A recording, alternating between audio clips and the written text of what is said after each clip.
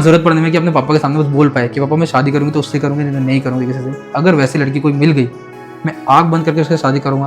Proudly बोल सकता हूँ कि जोरू का गुलाम बन के रहने में मुझे कोई प्रॉब्लम नहीं है, कितने ही बिजी क्यों ना हो। अगर आप किसी को टाइम देना चाहते हो, you will do anything, you will do anyhow, but you will definitely give the time to that person. बोलते हैं ना कि वो मेल ईगो वगैरह वगैरह, क्या करना ईगो रख के।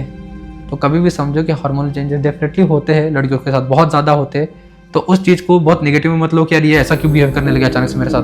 कुछ टाइम पहले तो बहुत अच्छी थी मेरे साथ, अब जाके ऐसा बिहेव कर रही है। इट्स नॉट अबाउट उसका behaviour change, it's about her hormonal change. But हाँ, अगर मैं एक अच्छा सा डॉग एनजीओ, एनिमल एनजीओ बना पाया, डॉग ने किसी को काट लिया, रेबीज हो गया और फिर उनको अनफॉर्चुनेटली उनकी डेथ हो जाती है। माँ ये दुनिया बहुत खराब है माँ, मैं जल्दी आ रहा हूँ, मैं आ रहा हूँ माँ। मेरे लिए सब कुछ है वो। एक यूट्यूबर में हूँ, यूट्यूब में बोल सकते वो है कि मैंने यूट्यूब में अब जाके कमाया है, बट उसके पीछे 2-2.5 साल मैंने ऐसा काम किया है कि मुझे पता ही नहीं था कि मेरे साथ क्या होने वाला है। हाँ, अगर आपको सिर्फ ऑडियंस की ग्रोथ चाहिए, definitely go for shorts. YouTubers इतना ज़्यादा कमा रहे हैं तो सबको लगता है कि हर एक यूट्यूबर कमा रहा है, बट सबसे मेन चीज जो यूट्यूब ने मुझे सिखाई है वो है कंसिस्टेंसी। नमस्ते, मेरा नाम है पूनम पांडे और मेरे इस पॉडकास्ट चैनल फील फ्री दोस्तों एपिसोड 6 में आप सभी का बहुत बहुत स्वागत। आज के जो हमारे गेस्ट हैं उनका नाम है वाह पांडे जी। एक यूट्यूबर है और यूट्यूब की जर्नी उन्होंने बखूबी इस पॉडकास्ट में शेयर की है। 1 घंटे में उन्होंने काफ़ी कुछ बताया है कि उनके कैसे उतार चढ़ाव रहे हैं, कैसे उनकी लर्निंग रही है, कैसा उनका एक्सपीरियंस रहा है। 0 सब्सक्राइबर से लेके आज 57,000 सब्सक्राइबर पहुंचने तक उनकी जो जर्नी रही है वो उन्होंने शेयर की है। आजकल जो लोग सोचते हैं कि भाई हमें यूट्यूब चैनल स्टार्ट करना है, ये प्लेटफॉर्म में एक्सप्लोर करना है, बट क्या ये इतना आसान है? ये आप लोगों को इसका जवाब आप लोगों को इस 1 घंटे के एपिसोड में ज़रूर देखने में और सुनने में मिलेगा। So please welcome our today's guest Wah Pandey ji on feel free दोस्तों एपिसोड 6। कैसन वाह पांडे जी? बस बढ़िया, फर्स्ट क्लास। सो आपका जो मोटिव है हंसते रहना चाहिए, हंसाना चाहिए, फनी कंटेंट ही क्यों? बेसिकली फनी कंटेंट्स मैंने इसलिए चूज किया क्योंकि मेरा आदत ही है कि मैं सबको हंसाता रहता हूँ। मैं मेरे घर पे हूँ, मैं बाहर दोस्तों के साथ हूँ, मैं ऑफिस में हूँ, मैं स्कूल टाइम में था, कॉलेज टाइम में मैं ऐसे ही था, हमेशा से सबको हंसना हंसाना वाला, बातें मस्ती मजाक मूड वाला पर्सन था। तो एक टाइम ऐसा हुआ कि मम्मा ने बोला यार तू इतना सेंस ऑफ ह्यूमर है तेरा, तो घर में सबको हंसाता रहता है पूरा टाइम, कोई भी बात करो तुझसे तो विद इन सेकेंड जैसे अच्छे से जोक मार देता है, तो तू इसको ट्राई क्यों नहीं करता कि इसको तू अपने एज ए टैलेंट यूज क्यों नहीं करता। एंड फिर हमेशा से यही था कि मम्मा ने बोला कि तू एक काम कर, यूट्यूब बहुत अच्छा प्लेटफॉर्म है, तू ट्राई कर यूट्यूब करना। मैंने बोला चलो एक ट्राई देते हैं। एंड फिर स्टार्टिंग में तो थोड़े से एफर्ट्स लगे और बाद में एक ऐसा मोमेंट आया कि जो मेरे रिलेटेबल कंटेंट्स है और जो ये फनी कंटेंट से मैं बनाता हूँ, ये मेरे फैमिली को, मेरे ऑडियंस को, सबको बहुत पसंद आने लगे। तो इसलिए मैंने सोचा चलो फनी कंटेंट्स में आगे बढ़ते हैं। बढ़िया। तो ये आप जब आप स्क्रिप्ट लिखते हो खुद का सब कुछ कंटेंट आपका रहता है, तो आपके दिमाग में क्या चलता रहता है? मेरे दिमाग में बेसिकली ये चलता है कि मुझे वो कंटेंट देना है लोगों को जो उनके साथ दिन भर में हुआ है। ऐसा मैं कुछ नहीं देना चाहता जो स्क्रिप्टेड लगे लोगों को, बहुत फेक लगे कि यार ये क्या बना दिया।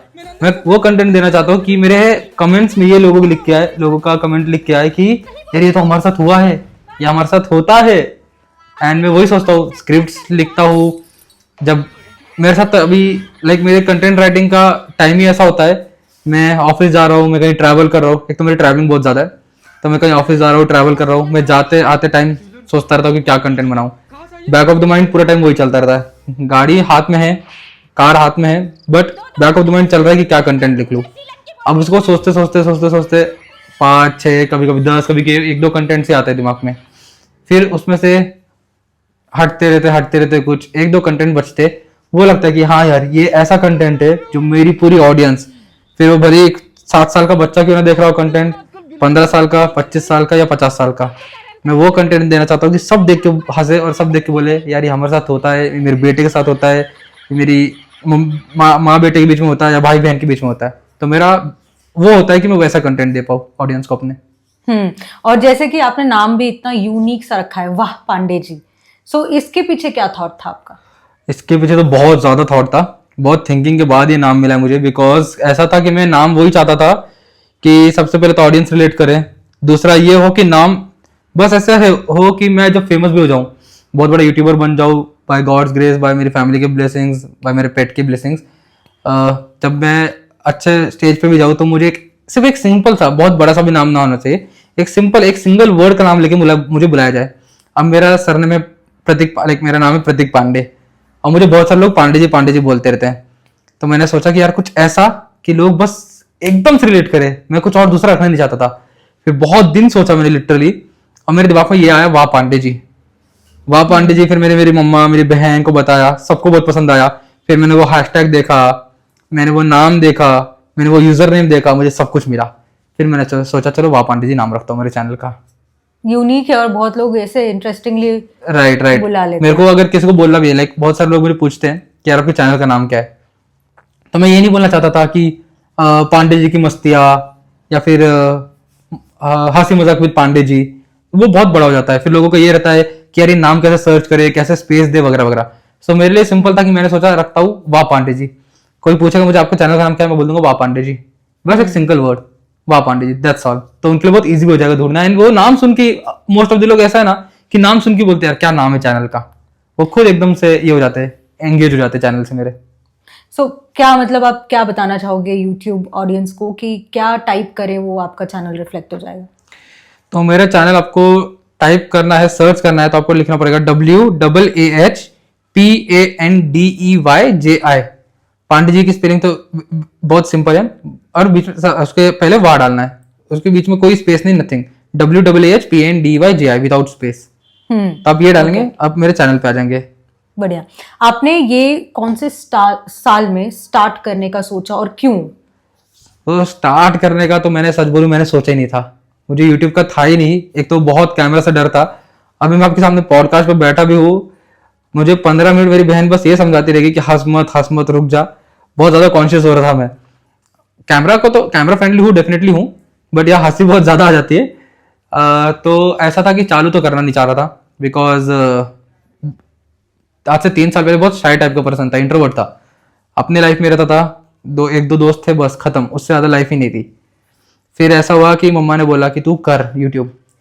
फिर मैंने बहुत बोला नहीं मम्मा नहीं होगा, मुझसे नहीं होगा, बट मम्मा वाज लाइक तू ये इतना सबको हंसता हंसाता रहता है तो एक बार ट्राई तो कर। किया एक, फिर बोला चलो एक ट्राई दे ही देते, मम्मा के लिए दे देते, खुद के लिए नहीं, बट मम्मा की विषय ना, मम्मा ने बोला करना है, चलो एक बार देते, हाथ डालते। फिर हाथ डाला, टाइम लगा 100 सब्सक्राइबर्स होने में, उसके बाद जब 1000 सब्सक्राइबर्स हुए, और अब जब जिस पोजीशन में पहुंचा हूँ, अप्रॉक्स 57,000 सब्सक्राइबर्स हो गए अब, तो लगता है कि यार मम्मा ने जो 3 साल पहले ये बात बोली थी तो देख अपना यूट्यूब चैनल चालू कर, वो एक अच्छा डिसीजन था। इंटरेस्टिंग और इंस्पायरिंग। सो तब से लेके अब तक जो आपकी जर्नी रही है, आपको यूट्यूब ने क्या सिखा दिया है? सबसे यूट्यूब ने सिखाया तो बहुत कुछ है, बट सबसे मेन चीज जो यूट्यूब ने मुझे सिखाई है वो है कंसिस्टेंसी। बहुत सारे यूट्यूबर्स, लाइक मैं एग्जांपल देता हूँ, मेरी बहन ने यूट्यूब चैनल चालू किया था, बट उसका भी चैनल बहुत अच्छा था, उसके चैनल में व्यूज भी अच्छा रहते वगैरह वगैरह, बट ये हुआ कि उसने वो यूट्यूब चैनल कंटिन्यू नहीं रखा। फिर ये हुआ कि उसके सब्सक्राइबर्स ही नहीं बढ़े। उसके साथ उसने एक अच्छे यूट्यूबर से कोलैबोरेट भी किया था, मतलब जब मैं यूट्यूब किया कर भी नहीं रहा था तब उन लोगों ने चालू किया था, उसने एक बहुत अच्छे यूट्यूबर से कोलैबोरेट भी किया था, उसके भी सब्सक्राइबर्स बढ़ रहे थे, रेट अच्छा था उसके सब्सक्राइबर्स बढ़ने का। बट पता नहीं वो अपने कॉलेज लाइफ के बाद अपनी जॉब में ऐसा बिजी हुआ कि उसने यूट्यूब छोड़ दिया, वरना उसके एक वीडियो ने उसको मोनेटाइज कर दिया था, इतना अच्छा सक्सेस रेशियो था उसका, उसने भी छोड़ दिया। तो यूट्यूब ने सबसे इंपॉर्टेंट ये सिखाया कि कंसिस्टेंसी, कुछ भी हो, लाइक आप जॉब को जाते हो राइट, आप अगर वर्किंग प्रोफेशन में हो या स्कूल भी जाते हो, अटेंडेंस कितनी मैटर करती है। अगर आप वर्किंग प्रोफेशन में हो, आपके संडेज वीकेंड्स छोड़ के आपके जो 5 दिन होते हैं काम के, वो आपको 5 दिन काम करना ही है, ठीक है। बाकी लाइक एक मदर 7 दिन काम करती है, हाउसवाइफ 7 दिन काम करती है। अब अगर उसने किसी एक दिन से बोल दिया कि नहीं आज मैं खाना ही नहीं बनाऊंगी वगैरह वगैरह, सब कुछ कैसा हो जाएगा घर का माहौल। बिकॉज चलो यार एक ऐसा होता है ना कि यार मम्मी के हाथ का खाना ही सब कुछ होता है, तो वो 7 दिन वो काम करती है, एक दिन भी उन्होंने ब्रेक लिया खत्म, मजा नहीं आता वो चीज में। सेम विद जॉब, अब अगर आप जॉब को जा रहे हो, आपने एवरीडे काम किया, आप अगर एक दिन छुट्टी लेते हो, आप एक दिन भी अपने ऑफिसर से छुट्टी मांग लो, अपने बॉस से छुट्टी मांग लो कि सर मुझे छुट्टी चाहिए, दे विल बी लाइक यार अब पूरे दिन काम करो, बट उनके ऐसा रहता ना कि वो एक हाँ इंस्टेंट यस नहीं निकलता, नंबर ऑफ रीजंस पूछते हैं, थोड़ा सा हेजिटेशन दिखाते हैं, फिर कहीं जाकर आपको छुट्टी मिलती है। सेम यूट्यूब भी चेक करता है आपको, यूट्यूब आपको ये पहले देखता है, इसलिए कंसिस्टेंसी बोल रहा हूँ, यूट्यूब देखता है कि आप कितने दिन उसके लिए काम कर रहे हो, आप एवरी डे उसके लिए काम कर रहे हो कि नहीं कर रहे। फिर जब आप किसी वर्क कंपनी में काम कर रहे हो, आप 5 साल 10 साल काम करते हो, तब कंपनी बोलती है यार हमारे साथ 10 साल से जुड़ा हुआ है, उसको रिकॉग्निशन मिलती है।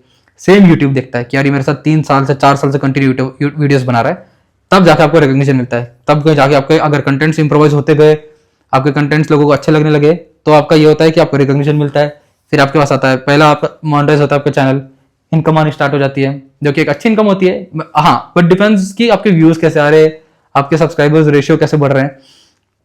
सेकंड, आपके पास आता है सिल्वर प्ले बटन, जो एक ट्रॉफी है आपके लिए, आपको एक बहुत बड़ा रिकॉग्निशन मिलता है। एंड हाँ, मैं ऐसा ओपनली तो नहीं बोल सकता, बट हाँ डेफिनेटली अगर सिल्वर प्ले बटन आपने अचीव कर लिया है, तो उसके बाद डेफिनेटली आपको यूट्यूब एक अच्छा बूम देता है। बस आपको कंटेंट अच्छे से रखना है, कंसिस्टेंसी रखनी है, इंप्रोवाइज करते रहना है, आपको पक्का बूम मिलने लगता है उसके बाद। डेफिनेटली। और जैसे आपने कहा कि कंसिस्टेंसी की है किसी भी काम के लिए, सो ये जो लोगों के दिमाग में ये जो मिथ है, ये बबल है कि यूट्यूबर है, इतने फॉलोअर्स हैं तो अच्छा खासा कमा लेता होगा, इसमें कितनी सच्चाई है? देखो, अभी यूट्यूब ने खुद को ऐसा शो कर दिया है, और बहुत बड़े यूट्यूबर्स लोगों ने ये भी दिखा दिया है, उनके घर में पोर्शे गाड़ी खड़ी है, उनके घर में लैम्बोर्गिनी खड़ी है। यूट्यूबर्स इतना ज़्यादा कमा रहे हैं तो सबको लगता है कि हर एक यूट्यूबर कमा रहा है। ऐसा नहीं है। जो अच्छे पोजीशन में है, फिर वो भले ही यूट्यूबर है, फिर वो भले ही बड़ा पाव बेचने वाला है, या भले वो बिजनेसमैन है, वो कोई भी वर्क कल्चर में है, अगर वो अच्छे पोजीशन में है, उसके पास अच्छे नंबर है, उसके पीछे खड़े होने के लिए हजारों लोग हैं, तो वो ज्यादा कमा ही रहा है। यूट्यूब एक प्लेटफॉर्म है जो दिखा रहा है कि हाँ बाकी लोग कमा रहे हैं। आप किसी इनकम वाले से पूछ लो यार तेरी सैलरी कितनी है, बहुत ज्यादा सैलरी होगी, कोई सीईओ का कंपनी का, वो थोड़ी बता रहा है मेरी सैलरी इतनी है। नहीं दिखा रहा होगा अपनी सैलरी उसको। क्यों? क्योंकि उसको टैक्स भरना है, बहुत जगह पकड़ा जाएगा, बहुत इश्यूज होंगे, यार इतना इनकम है, इतनी ज्यादा कमा रहा है, इतना उड़ा रहा है वगैरह वगैरह। यूट्यूब में ऐसा नहीं है। यूट्यूब में आपको इनकम सीधे दिख क्या रही है, इसलिए लोगों को लग रहा है कि यार कमा बहुत रहा है। कमाने के पीछे उसकी मेहनत देखो। जब आप देखोगे ना कि उसकी मेहनत कितनी है, तो वो आपको उसकी जो इनकम है पीनट्स लगेगी। कुछ भी नहीं है वो। हाँ, ऐसा भी नहीं कि कुछ भी नहीं है, डेफिनेटली है, बट स्टार्टिंग फेज में कुछ भी नहीं है। अब जैसे मेरा चैनल है शॉर्ट्स का, मैं कंप्लीटली शॉर्ट्स बनाता हूँ, जनरली वैरी करते हैं 15 to 25 सेकंड्स के बीच में। अब अगर मेरा मिलियंस ऑफ व्यूज जा रहे कोई एक दो शॉर्ट्स को, तो भी मैं इनकम नहीं जनरेट कर पाऊंगा। आपको लग रहा होगा यार इसकी तो इस वीडियो में मिलियन व्यूज चले गए, इसकी वीडियो में, मेरे कुछ वीडियोस में 10-10 15-15 मिलियन व्यूज गए हुए हैं। 1 मिलियन 2 मिलियन वाले तो ऐसे बहुत वीडियोस है। तो लोगों को लगता है कि यार इसके जो मिलियन व्यूज जाते हैं बहुत इनकम जनरेट हो गई। शॉर्ट्स में और लॉन्ग फॉर्मेट में बहुत फर्क है। पहले बात तो शॉर्ट्स में आपको एड्स नहीं मिलते हैं, और यूट्यूब मेन इनकम आपको कहाँ से देता है? एड से देता है। एड रेवेन्यू होता है मेन। अब अगर आप यूट्यूब कर रहे हो, लॉन्ग फॉर्मेट वीडियोस बना रहे हो, 10-15 मिनट का वीडियो बना लिया जिसमें आपका अच्छे व्यूज आ रहे हैं, बीच में एक आध एड्स रन हो जाएंगे, वहां से आपकी इनकम जनरेट होगी। शॉर्ट्स में वैसा कुछ नहीं है। शॉर्ट्स में आपको यूट्यूब से ही पे हो रहा है सारा। अब अगर आपके अच्छे खासे व्यूज बन गए उतने एक महीने में, ठीक है, आपके हर एक महीने में एक पेमेंट थ्रेशोल्ड होती है मिनिमम, उतनी मिनिमम अगर आपने अचीव कर ली तो आपको नेक्स्ट मंथ सैलरी आएगी। अगर आपने वो भी अचीव नहीं किया ना, तो आप सैलरी भूल ही जाओ, आपकी वो सैलरी नहीं आती, फिर वो नेक्स्ट मंथ भी स्किप हो जाती है। नेक्स्ट मंथ जब आपका थ्रेशोल्ड मीट होगा, मिनिमम थ्रेशोल्ड, तब जाके आपको सैलरी आती है। तो लोगों को जो लग रहा है कि यार बहुत इनकम है, इनकम है अगर अच्छा सा अचीव कर लोगे, अगर आप अच्छे से कुछ भी काम करोगे, अगर आप वड़ा पाव ही टेस्ट के साथ बेचोगे, तो दिन भर में अगर आपने 500 वड़ा पाव भी बेचे 20-20 रुपए की भी, तो भी आप दिन का 10,000 रुपए, मतलब महीने के 3 लाख रुपए कमा रहे हो, जो कि एक स्टार्टिंग में यूट्यूबर नहीं कमा रहा। अब उस 3 लाख रुपए में अगर आपने महीना पूरा खर्चा, रॉ मटेरियल वगैरह सब निकाल के 1 लाख रुपए भी निकाल दिया, तभी आपके पास 2 लाख रुपए, मतलब साल के 24 लाख रुपए बचते हैं। उसका आपको टैक्स नहीं भरना, कुछ नहीं करना। तो आप कोई भी बिजनेस हो, I was just giving example, मैं एक एग्जाम्पल दे रहा हूँ कि आप यूट्यूब में देखो, कोई भी बिजनेस आप अगर अच्छे से करोगे, आपको पक्का अच्छी इनकम जनरेट हो जाएगी वहां से। बढ़िया। आपने कहा कि यूट्यूब पे जैसे कि इतना टाइम लगता है, it takes patience also. Timing का क्या रोल है कि इतने बजे डालो तो बूस्ट होते हैं? टाइमिंग का रोल बहुत ज्यादा इंपॉर्टेंट है।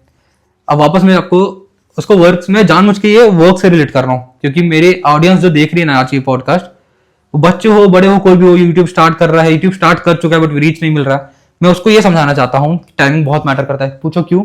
द रीजन इज, आप स्कूल जा रहे हो, आपकी स्कूल की टाइमिंग 9 बजे, ठीक है, आप 9:15 में एक दिन पहुंच गए, चलो टीचर आपको अलाउ कर देगा। दूसरे दिन जाओ, नहीं करेगा, पेरेंट्स का फोन लगवाएगा। तीसरे दिन जाओ, लेगा ही नहीं स्कूल में। अब ऑफिस जाओ, एक दिन लेट हुआ, अगर ऑफिस रिलेशंस अच्छे हैं, चेक इन टाइम से थोड़ा लेट हुआ, चलो ठीक है, वापस दूसरे दिन लेट होगा, हाफ डे लग जाएगी, तीसरे दिन लेट होगा, छुट्टी लग जाएगी सीधा। होता है, राइट? Same with YouTube. आपने अगर एक टाइम डिसाइड कर लिया है, जैसे मैं मेरा एग्जांपल दे देता हूँ आपको, वेरी ट्रू एग्जांपल देता हूँ सो दैट आप इजीली समझ पाओ। मैं डेली रात के 8:45 से 9:10 ये 25 मिनट्स के बीच में ही अपनी वीडियो डालता हूँ। अगर किसी दिन कोई भी रीजन रहा, सपोज वाईफाई डिस्कनेक्ट हो गया, सर्वर इशू रहा, तो टाइम स्लॉट मेरे पास बचा रहे, इसलिए मैं स्टार्ट करता हूँ 8:45 को वीडियो डालना। 8:45 से 9:10 के बीच में मेरा वीडियो डल ही जाता है, व्यूज मिल ही जाते हैं। अब मैं आपको बताता हूँ एक सबसे इंपॉर्टेंट बात, आप टाइमिंग के लिए जो पूछ रहे हो। मैंने मंडे से सैटरडे वीडियो डाला, एवरीडे डाला, 9 बजे डाल दिया रात के 9 PM। मेरे हर वीडियो के व्यूज गए, बिकॉज हर वीडियो कंटेंट अच्छा था। मैंने संडे को बहुत ही अच्छा कंटेंट बनाया, ठीक है, वही वीक के एंड में संडे को मैंने बहुत अच्छा कंटेंट बना लिया, एंड एवरीवन वाज अश्योर्ड कि यार ये कंटेंट तो इन 6 कंटेंट से भी वायरल जाना है। बट मेरे को लेट हो गया, 9:25 9:30 हो गया वीडियो डालने के लिए। मेरा चैनल, मैं सच बोल रहा हूँ, वो वीडियो नहीं जाएगा। और ये मेरे साथ हुआ है। अब मैं इसलिए शायद बहुत सबके साथ मैं गलत भी होऊंगा, क्योंकि बाकी लोगों के लिए वर्क कर रहा होगा वो चीज कि थोड़ा बहुत लेट वगैरह चल जाता होगा, बट मेरे लिए पर्सनली वो वर्क कभी नहीं किया। मैं अगर लेट होता हूँ तो मैं क्या करता हूँ, मैं सोचता हूँ कि चलो एक स्किप ले लेता हूँ, बिकॉज मैंने ट्राई किया है, एक बार नहीं, 2 बार नहीं, एटलीस्ट मेरे साथ 5 से 10 बार हुआ है कि मेरे अच्छे कंटेंट अगर टाइम से लेट डले हैं तो वो वीडियो को व्यूज नहीं गए। हाँ, टाइम से पहले थोड़ा बहुत चल जाता है, बट टाइम से लेट क्या होता है, फिर एंगेजमेंट खत्म हो जाती है।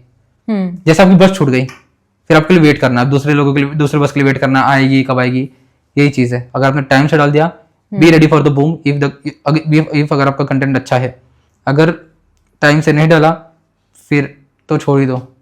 सो बेटर कि अपने टाइमिंग पे ध्यान दो। ओके ये कंटेंट जो आप बना रहे हो, इसका स्क्रिप्टिंग एकदम रॉ रखते हो, आप रियल रखते हो। कभी कभी ऐसा हो सकता है दैट बीइंग अ यूट्यूबर आप खुद अपना कंटेंट पोस्ट कर रहे हो, आपका खुद का स्क्रिप्ट है, बट वो उतना रीच नहीं लेता, और सिमिलर तरीके का कंटेंट कोई कॉपी कर ले और अपने हिसाब से उसे अपने चैनल पे डाले, और उनके चैनल पे वो वीडियो अच्छा काम कर जाता है, तो वो फीलिंग कैसी होती है? वो फीलिंग एक्चुअली थोड़ी सी हाँ हर्ट करती है, डेफिनेटली करती है, बिकॉज यार मैंने पूरा दिन लगाया वो कंटेंट लिखने के लिए। मैंने एक तो मेरी वीडियोस अप्रॉक्स 500 से 600 के बीच में मेरे कुछ वीडियोस है चैनल पे। 580 वीडियोस मैं टच कर चुका अभी तक मेरे यूट्यूब चैनल पे। मैं सच बोल रहा हूँ, मैंने आज तक एक भी कंटेंट कॉपी नहीं किया। हाँ, मेरा जो फर्स्ट कंटेंट था, जो मैंने सिर्फ ट्राई कर रहा था जब यूट्यूब, तब मैंने नाना पाटेकर जी की एक एक्टिंग करी थी, वरना मैंने आज तक जो मेरे रॉ कंटेंट है, जो मेरे खुद के कंटेंट है, सब मैंने खुद सोचे हैं, खुद लिखे हैं, खुद बनाए, खुद एडिट किए, खुद पोस्ट किए। तो मैं सारे खुद से करता हूँ, मैं किसी का रेफरेंस वगैरह लेता नहीं है। हाँ, और ये बहुत बार हुआ है कि मेरे कंटेंट्स मैंने देखा है कि इसके पहले यूट्यूब में, इंस्टा पे वो कहीं थे नहीं, उसके बाद मैंने बहुत बार देखा कि नेक्स्ट डे सेम टाइप का कंटेंट, सेम कंटेंट लोगों ने डाला है और उसको बूम मिला है। हर्ट होता था, बहुत होता था स्टार्टिंग में कि यार मैंने डाला यही कंटेंट, मेरे आए 1000 व्यूज, मेरे आए 10,000 व्यूज, इसने वही कंटेंट डाला, इसके आगे 1 मिलियन व्यूज, इसके आगे 4 मिलियन व्यूज। हर्ट होता है, बट कैसा है ना कि आपको करते रहना है, बिकॉज आपके लिए अभी जो है ना, शायद वो उसके साथ भी पहले हुआ होगा, उसने भी जब यूट्यूब स्टार्ट किया होगा। बहुत लोगों के साथ तो ऐसा होता है कि स्टार्टिंग से बूम मिल जाता है, चैनल चालू किए महीने 2 महीने में ही अच्छे खासे रीच पकड़ लेती है, बट बहुत लोगों के साथ ऐसा होता है ना कि टाइमिंग लगता है, और वो चीज़ यूट्यूब सच में चेक करता है। तो आप ये मत देखो कि आपका कंटेंट किसी ने कॉपी किया है नहीं किया है, खुद को सोचो कि यार चल अच्छी बात है, बड़े यूट्यूबर तेरा कंटेंट कॉपी कर रहे हैं, मतलब कहीं ना कहीं उनको भी पसंद आ रहा है, और यही तेरा टाइम है कि अगर वो ऊपर सामने वाला तेरा कॉपी कर रहा है, बड़ा यूट्यूबर तुझे कॉपी कर रहा है, बड़ा कंटेंट क्रिएटर तुझे कॉपी कर रहा है, तो डेफिनेटली तेरा टाइम आ रहा है, जल्दी आ रहा है कि उनको अगर तेरा कंटेंट पसंद आ रहा है तो ऑडियंस को भी पसंद आ रहा है। पांडे जी, आप एक ऑर्डिनरी इंसान हो जो यूट्यूब पे अपनी एक बोल सकते हैं कि करियर बनाने की कोशिश कर रहा है। ऐसे बहुत से आम लोग हैं जो यूट्यूब की जर्नी स्टार्ट कर रहे हैं, जो अपने कंटेंट पे मेहनत कर रहे हैं, बट हम देखते हैं आजकल यूट्यूब पे बहुत बड़े बड़े डायरेक्टर्स, सेलिब्रिटीज़ अपना चैनल बनाते हैं और उनके एक वीडियो से उनका चैनल मोनेटाइज हो जाता है। तो क्या ये आपको ये अनफेयर नहीं लगता, जो आम इंसान है, जो इतनी मेहनत करते हैं, सालों साल वीडियोस बनाते हैं, और तब जाके उनको एक स्टेबिलिटी, एक फेम मिलता है यूट्यूब पे, और ऐसे सेलिब्रिटीज़ और डायरेक्टर्स आके अचानक से एक वीडियो से इतना बूम ले लेते हैं, तो उसमें आपका क्या टेक है? देखो, ये थोड़ा सा अनफेयर तो मैं बोल सकता हूँ डेफिनेटली, बट या उसके पीछे एक चीज़ है जो आप पॉजिटिव साइड में ले सकते हो। मैं एक एग्जांपल दूंगा, डॉली चाय वाला सबको पता है, नागपुर का एक डॉली चाय वाला है, everyone knows about him. Street के बाजू में चाय लगाते थे, स्टाइल बहुत यूनिक था, ठीक है, अब जब वो चाय लगा रहे थे उसी टाइम पे चाय सुट्टा बार भी था, CSB, जो बहुत फेमस था, बहुत फ्रेंचाइजीज है उनके मध्य प्रदेश वगैरह में, और बहुत ही रिच लोग हैं, वो बहुत अच्छी चाय देते हैं ऑब्वियसली। MBA चाय वाला भी है जो भी बहुत फेमस है, बहुत सारे फ्रेंचाइजीज उनकी वगैरह वगैरह। अब अगर ये डॉली चाय वाला ये सोचता कि यार वो चाय बेच रहा है इतना फेमस है, वो चाय बेच रहे इतने फेमस है, ये जब बड़े बड़े लोगों की चाय वाली चल रही है तो मैं क्यों बेचूं चाय, चलो मैं कुछ दूसरा ही धंधा चालू कर लेता हूँ। पर उन्होंने वो नहीं किया, उन्होंने अपना कंटिन्यू रखा। लोगों को लगता है वो कितना फेमस हो गया, बट उसके पीछे वो देखो कि उसने 10-15 साल कितनी यूनिकनेस तरीके से चाय दी है। अब अगर, और ऑडियंस पागल तो है नहीं कि अन्य सिर का किसको फेमस कर देगी। जब उसकी यूनिकनेस लोगों को पसंद आई, जब उसका वे ऑफ गिविंग, उसका बात करने का तरीका कुछ तो अलग था, वरना पूरे इंडिया में तो करोड़ चाय वाले सबके सब फेमस क्यों नहीं हो रहे, उसके साथ ही कुछ तो अलग था। तो उसने ये तो नहीं देखा कि यार ये सामने वाला फेमस है, ये दूसरा इतना फेमस है, मैं बैकअप हो जाता हूँ। नहीं, उसने अपना कंटिन्यू रखा। नेवरदलेस उसने नहीं सोचा कि यार वो सामने वाला क्या है, मैं अपना करता हूँ।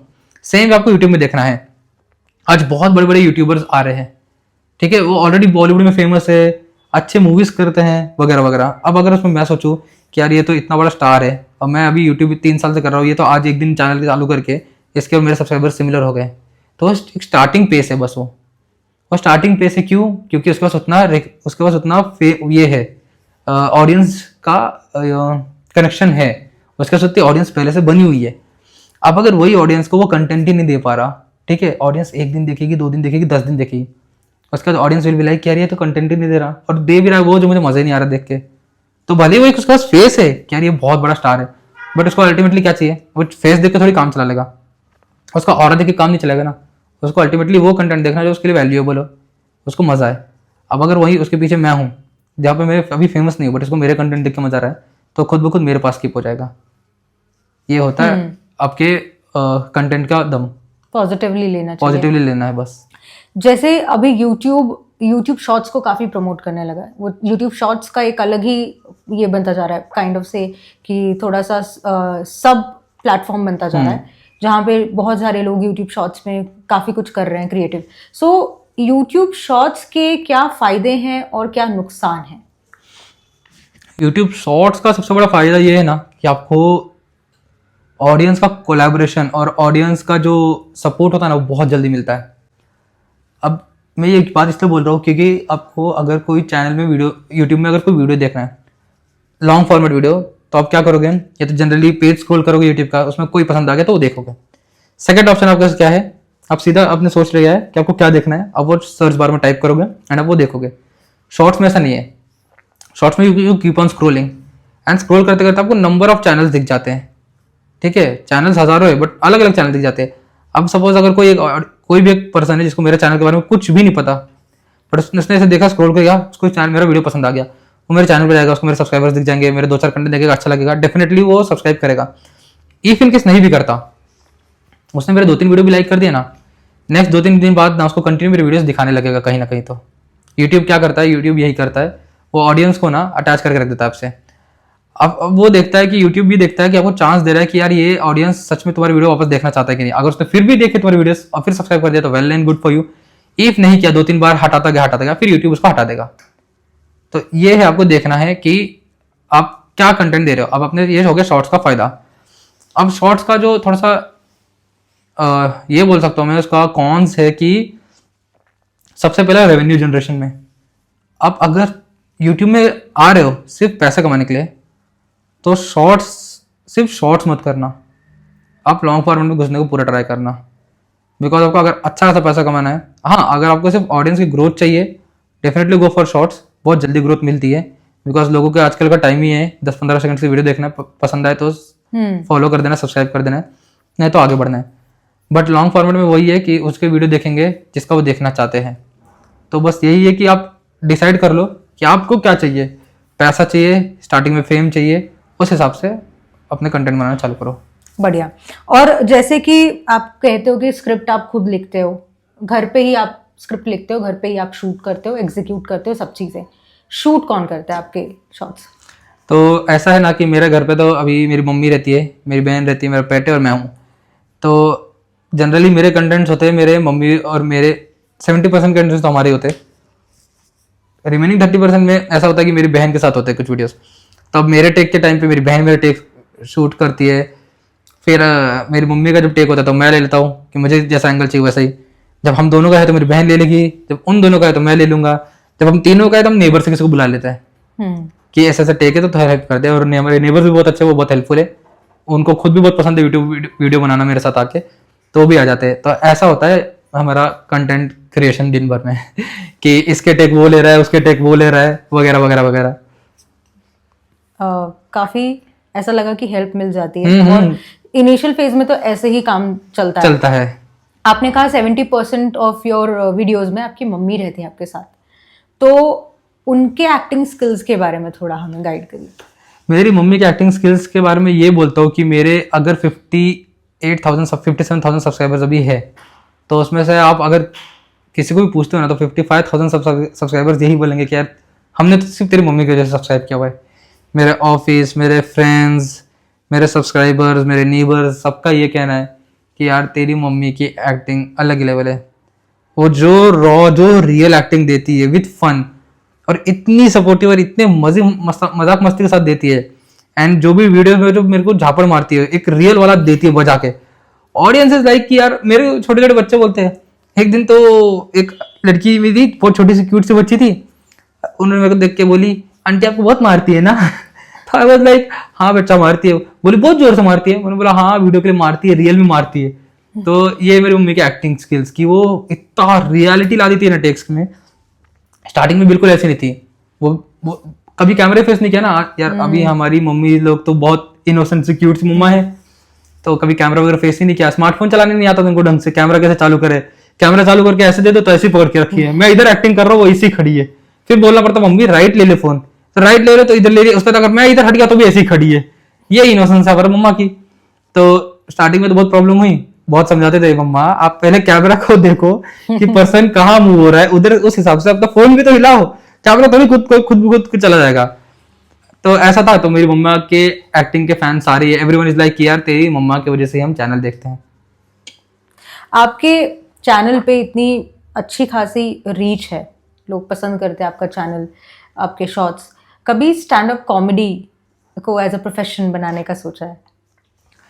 स्टैंड अप कॉमेडी प्रोफेशन में डेफिनेटली बनाना चाहता हूँ, एंड मुझे लगता भी है मैं करूँगा, बिकॉज मुझे ये फीडबैक भी बहुत लोगों से मिलता है।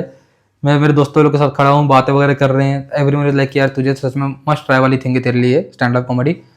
एंड मैं फॉलो भी करता हूँ बहुत ज़्यादा। एक पर्टिकुलर नाम मैं डेफिनेटली लूँगा मेरे चैनल में, इस पॉडकास्ट में, बस्सी जी को, बहुत बड़ा फैन हूँ उनका, एंड उनके स्टैंड अप्स देख के तो बहुत मज़ा ही आ जाती है। तो लेट्स सी, उनके साथ कभी मिलूंगा, उनसे कोई बात करना चाहता हूँ, उनको खुद के स्क्रिप्ट्स उनके सामने एक छोटा सा एक्ट परफॉर्म करना चाहता हूँ, एंड उनकी फीडबैक लेना चाहता हूँ। इफ ही सेज कि यार तुझे सच में एक बार ट्राई करना चाहिए, विल डेफिनेटली ट्राई करेंगे स्टैंड अप कॉमेडी भी, देखते हैं व्हाट गोस। बस इफ आप देख रहे हैं, प्लीज वहाँ पांडे जी को आप कांटेक्ट कर सकते हैं। जैसे कि हम ये भी समझ रहे हैं और हम जानते हैं कि आपका सेंस ऑफ ह्यूमर काफ़ी अच्छा है, आप लोगों से इंटरेक्ट भी करते होंगे उसी तरीके से। बट कभी क्या आप ऐसे चैलेंज फेस करते हैं कि कोई आपके बातों को या कोई आपके स्क्रिप्ट को ऑफेंसिव तरीके से ले ले? बहुत रेयर ऐसा हुआ है मेरे हिसाब से, तो ऐसा शायद मुझे जहाँ तक लगता है ऐसा हुआ नहीं है। बट हाँ, मुझे कमेंट्स एक बहुत ज़्यादा आते हैं एवरी वीडियो में। डेफिनेटली मैं सच बोल रहा हूँ, एवरी अदर वीडियो में मुझे कमेंट मिलता है कि I look like Babar Azam. मुझे बाबर आजम का टैग बहुत ज़्यादा दिया जा रहा है। जब मैं दाढ़ी वगैरह भी रख लेता हूँ थोड़ी बहुत, तो 99% मुझे कमेंट्स मिलते हैं कि तू बाबर आजम दिखता है, एंड रिमेनिंग 1% बोलते हैं कि तू नीतीश राणा दिखता है। Nitish Rana both are cricketers. Babar Azam is a cricketer of Pakistan, Nitish Rana Hindustan के अपने इंडियन IPL में खेलते हैं। तो मुझे बहुत ऐसा हुआ नहीं कि यार अफेंड किया गया है किसी कंटेंट वगैरह में। हाँ, कभी कभार once in a blue moon ऐसा हुआ है कि बहुत खराब कमेंट आए हुए हैं लोगों के, बट मेरा उनको रिप्लाई भी डेफिनेटली गया है। Thanks for commenting, do subscribe my channel if you like my contents. तो मेरा आप कभी भी पेज कोई भी वीडियो देखेंगे तो उसमें गंदा कमेंट है, अच्छा कमेंट है, कोई न्यू सब्सक्राइबर है या बहुत ही गंदा कमेंट है, उनको आगे से मेरे से भी एक रिप्लाई होता है, thanks for commenting, if you like my contents do subscribe, that's all. तो उनको अच्छा लगे तो ठीक, नहीं लगे तो भी ठीक, सबके अपने अपने चॉइसेस है। You being a male YouTuber, कभी जैसे आप किसी फीमेल यूट्यूबर से कोलैबोरेट करते हैं, लड़कियों से आपको अगर किसी के साथ जैसे कॉमेडी शॉट्स में लगते हैं, तो आप उन्हें अप्रोच कैसे करते हैं?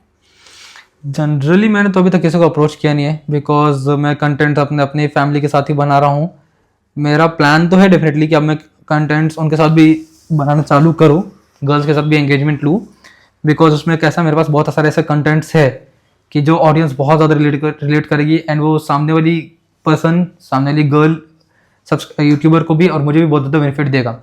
तो अप्रोच यही है कि मैं जनरली उनकी इंस्टाग्राम वगैरह में, यूट्यूब वगैरह में रील्स वगैरह देखता हूँ, शॉर्ट्स एंड देखता हूँ।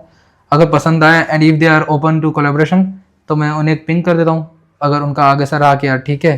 वैसे तो अभी तक हुआ है सिर्फ एक या दो के साथ ही हुआ है, मैंने एक दो से बात की है, उनके साथ मैंने कोलैबोरेट किया है। आगे मैं डेफिनेटली इसके बाद करूँगा तो मैं वही करूँगा, उनसे मैं पिंग करूँगा। अगर दे आर रेडी कि हाँ मैं बिल्कुल बनाना चाहिए शॉर्ट्स, तो देन बहुत अच्छे अच्छे शॉर्ट्स आने वाले हैं यूट्यूब में। So guys go ahead audience, वाह पांडे जी चैनल को आप लोग सब्सक्राइब कर सकते हैं, you can enjoy funny contents.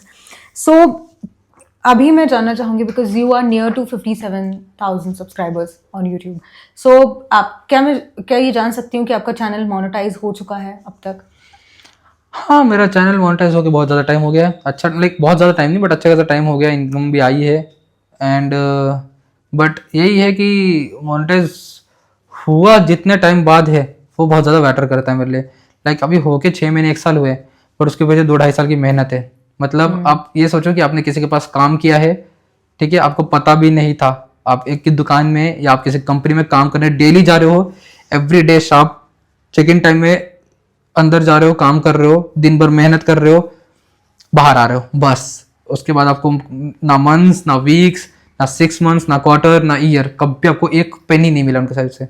ये मेरा था कि मैंने यूट्यूब में अब जाके कमाया है, बट उसके पीछे 2-2.5 साल मैंने ऐसा काम किया है कि मुझे पता ही नहीं था कि मेरे साथ क्या होने वाला है। तो ये मैं बताना चाहता हूँ लोगों को कि आप ये मत देखो कि यार आपको इनकम मिलना चालू हो गई वगैरह वगैरह। आप उसके पीछे ये देखो कि यार आपको बस करना है, अच्छे से करते रहना है, ऑडियंस को एंगेज रखना है, ऑडियंस को मजा आना चाहिए। यूट्यूब में अगर आपने कुछ वीडियो बनाया, आपको पसंद आ रहा है, ठीक है, बट आपके ऑडियंस को पसंद आ रहा है, मत डालो। यूट्यूब में अगर आपने वीडियो बनाया, आपको पसंद नहीं आया, बट आपके ऑडियंस को पसंद आ रहा है, तो डालो। बिकॉज यूट्यूब में आपने चैनल अपने लिए नहीं बनाया कि अपने वीडियो डालकर खुद ही देखते बैठो, वो आपके ऑडियंस के लिए है। ये है यूट्यूब। क्लियर। अभी फिलहाल आप कितने इक्विपमेंट्स और कौन कौन से इक्विपमेंट्स यूज करते हो? Not promoting any brand, but हाँ, मैं फ़ोन सिर्फ आईफोन यूज़ कर रहा हूँ, 16 प्रो यूज़ कर रहा हूँ कंटेंट बनाने के लिए, because the clarity that I get in is another level. बहुत अच्छी लेवल की क्लैरिटी मिल जाती है उसमें, बहुत रियल दिखता है सब कुछ, no filters needed, nothing needed, just बनाओ डालो। Secondly the mic which I am using is Hollyland का लार्क M2 कॉम्बो माइक है, जिसमें मेरे को 2 ट्रांसमीटर 1 रिसीवर मिला हुआ है। वो बहुत अच्छा माइक है, लिटरली मतलब दी बेस्ट माइक मेरे साइड से। आप उसमें low audio, high audio, ANC, noise cancellation, anything, वो अपना काम बहुत प्यारा करता है। एंड थर्ड, कभी कभी ज़रूरत लगती है तो एक ट्राइपॉड की, वरना ये 2 चीज़ से मेरा काम हो जाता है। अभी के टाइम पे, या मे बी ऐसा नहीं, करंट भी और आप पास्ट में भी बता सकते हो कि ऐसा कौन सा यूट्यूबर है या कंटेंट क्रिएटर है जिसको आप एडमायर करते हो? अभी के टाइम पे तो बस्सी इज द वन जिन्हें मैं एडमायर करता हूँ, जिनको बहुत ज़्यादा फॉलो करता हूँ, अनुभव सिंह बस्सी। बट जिनके वजह से मैंने यूट्यूब स्टार्ट किया है, जो पहला यूट्यूबर, लिटरली जो पहला यूट्यूबर जिसको मैंने देखना स्टार्ट किया है, जो मेरे लिए रोल मॉडल है, जो मेरी ड्रीम है कि मैं उनसे मिलूँ, उनके साथ काम करूँ, उनके लिए काम करूँ, उनके अंडर काम करूँ, मेरे लिए सब कुछ है वो एक यूट्यूबर में, यूट्यूब में बोल सकते, वो है बूम बाम BBK वाइन्स। उनके ऊपर मेरे लिए कोई यूट्यूबर ना था, ना है, ना रहेगा। He is the one. मेरे पास अब जब मैं यूट्यूब कर रहा हूँ, मेरे पास अच्छा कैमरा है, अच्छा माइक है, अच्छा नॉलेज है, अच्छे रिसोर्सेस है, सब कुछ है, गाइड करने के लिए हज़ारों ऑडियंस है, तो ऐसे बना, वैसे बना, ये कर, ये गलत कर रहा, वो कर रहा है। The time he started, the time he touch 10 million subscribers, कोई नहीं था। He was the first Indian जिन्होंने 10 मिलियन सब्सक्राइबर्स टच किया। अब उसको सोचो कि आपको गाड़ी आपके हाथ में है, आज आपको ड्राइविंग क्लासेस सिखाने के लिए सब कुछ है, तो आपको पता है यार ऐसे क्लच दबाना, ऐसे ब्रेक, एक्सेलेटर, इधर इंडिकेटर वगैरह। उनको एक गाड़ी दे दी इंसान ने, बूम बाम को किसी ने एक गाड़ी दे दी, ये लीजिए स्टीयरिंग, अब गाड़ी चलाइए। उन्होंने सब कुछ पढ़ा कि यार ये क्या है, ये क्या है, और उन्होंने फिर चलाया। सो ही इज़ द वन जो मेरे लिए सब कुछ है इन यूट्यूब प्लेटफॉर्म। एंड डेफिनेटली अगर आप बनना चाहते हो कोई यूट्यूबर, कोई अभी स्टार्ट कर रहा है, तो डेफिनेटली बीबीके वाइन्स की जर्नी देखिए कि उन्होंने कैसे स्टार्ट किया, उनका फैमिली बैकग्राउंड, उनके फादर के बारे में, कोरोना टाइम में उन्होंने सब कुछ कैसे डील किया, इतने ब्रेकडाउन्स के बाद भी वो कंटेंट्स लाते थे। तो he is really the one. Bhuvan Bam, salute to you. वाह, जैसे भुवन बाम खुद ही इतने सारे कैरेक्टर्स प्ले करते रहते हैं। उनका भी एक आया था सीरीज ढिंडोरा, उसमें उन्होंने खुद ही वो बच्चे बन रहे हैं, खुद ही वो पापा बन रहे हैं, खुद ही वो माँ बन रहे हैं। ऐसे आप भी अपने शॉर्ट्स में करते हो, तो क्या आपको कभी कोई शॉर्ट फिल्म में या फिल्म में या थिएटर में काम करने का मौका मिला, तो उसके बारे में आप क्या बोलना चाहोगे? डेफिनेटली यार, वो तो सबके लिए ड्रीम ही है कि अपने आप को इम्प्रूव करते जाओ। जब कोई कुछ कर रहा है तो वो उसमें चाहता है कि आप बड़ा हाथ भी धीरे धीरे मारना चालू करें, उसके लिए भी ट्राई करना चालू करें। मैं डेफिनेटली शॉर्ट फिल्म्स वगैरह में काम करना चाहता हूँ, बट करंटली मेरा एक मेन एम ये है कि मैं सबसे पहले अपने 1 लाख सब्सक्राइबर्स टच करना चाहता हूँ। कुछ दिन का गैप हुआ, थोड़ा सा वर्क में बहुत ज़्यादा बिजी हो गया था अपने, because I mean working profession भी, वर्क भी करता हूँ, इसे मुझे बहुत ज़्यादा पैक्ड रखने लगी। तो यूट्यूब में मैं कुछ जाके टाइम नहीं दे पाया अभी थोड़े दिन से, बट अब मैं वापस से स्टार्ट करने वाला हूँ। एंड अभी का ये एम है कि पहले 1 लाख सब्सक्राइबर्स टच करूँ, एक सिल्वर प्ले बटन मेरे घर पे आता है, मेरी मम्मी के हाथ में वो खुशी हो देख के सिल्वर प्ले बटन, बिकॉज जब मेरे घर पे गूगल एडसेंस का पिन आया था फॉर मोनेटाइजेशन, मेरी माँ बहुत खुश हुई थी। अब मैं चाहता हूँ कि वो पार्सल वाला आए एक बड़ा सा बॉक्स लेके, उसमें लिखा हो यूट्यूब इंडिया, मेरी मम्मी उसको ओपन करे, बहुत खुशी से उसको पूजा करे, उसको दीवार पे टंगाए, उसके बाद मैं फिर बड़े हाथ मारने के लिए स्टार्ट करूँगा। बिकॉज मुझे डेफिनेटली एक बहुत जल्दी पूरा सोच कर रखा है, एक बहुत अच्छा लॉन्ग फॉर्मेट यूट्यूब चैनल मैंने सोच कर रखा है जो मैं चालू कर दूंगा बस once I touch 1 lakh subscribers in my current channel which is Wah Pandey ji. Nice. सो जैसे कि हम अभी बात कर रहे हैं सीरीज में या शॉर्ट फिल्म्स में, ऐसी कौन सी सीरीज है जो आपको अच्छी लगती है, अभी तक आपने देखी है? सीरीज तो बहुत देखी है यार, बट हाँ अगर फैमिली रिलेटेड बात करूँ, उसमें कॉमिक है, उसमें प्योरिटी है, उसमें रियलिटी है, उसमें गांव की खुशबू है, उसमें मज़ा है, उसमें फन है, उसमें रिलेटिविलिटी रिलेटेबल हो जाता है बहुत ज़्यादा, फिर फैमिली ओरिएंटेड है, पूरी फैमिली के साथ बैठ के देख सकते हो। मतलब मैं ऐसा पॉइंट्स, नंबर ऑफ पॉइंट्स गिना सकता हूँ।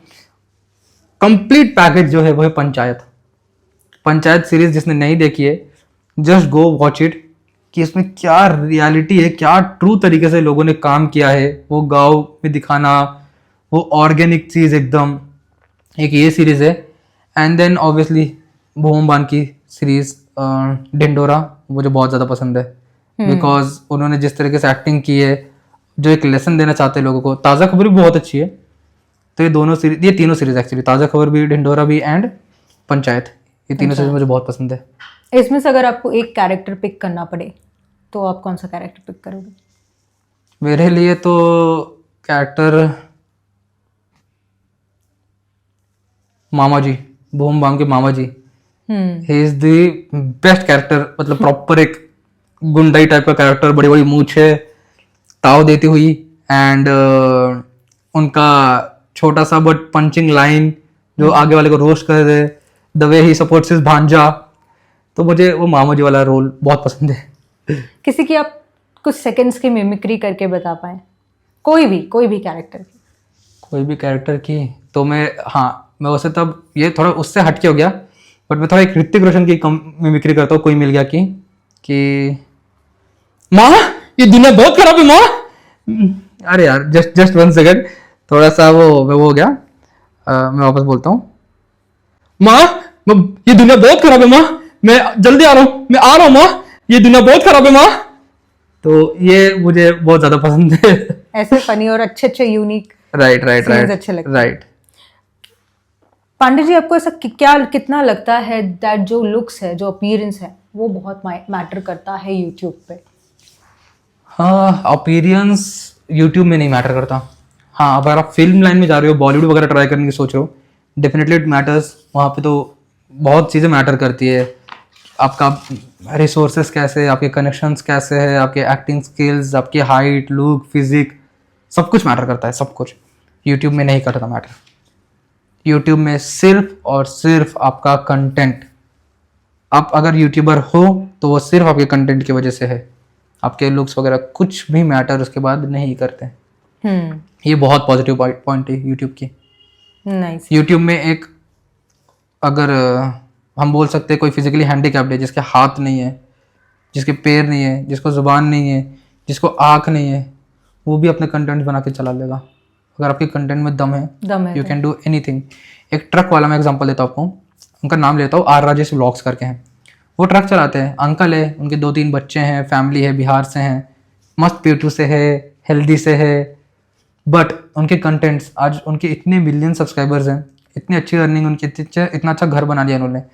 कोई मतलब नहीं था उनके लुक से, आराम से हल्की सी टी शर्ट पहने रहते थे, पैंट पहन लेते थे, ट्रक चलाते थे, पर उनके कंटेंट में दम था। आज मस्त गॉगल्स पहनते हैं, ड्रोन शूट्स करते हैं।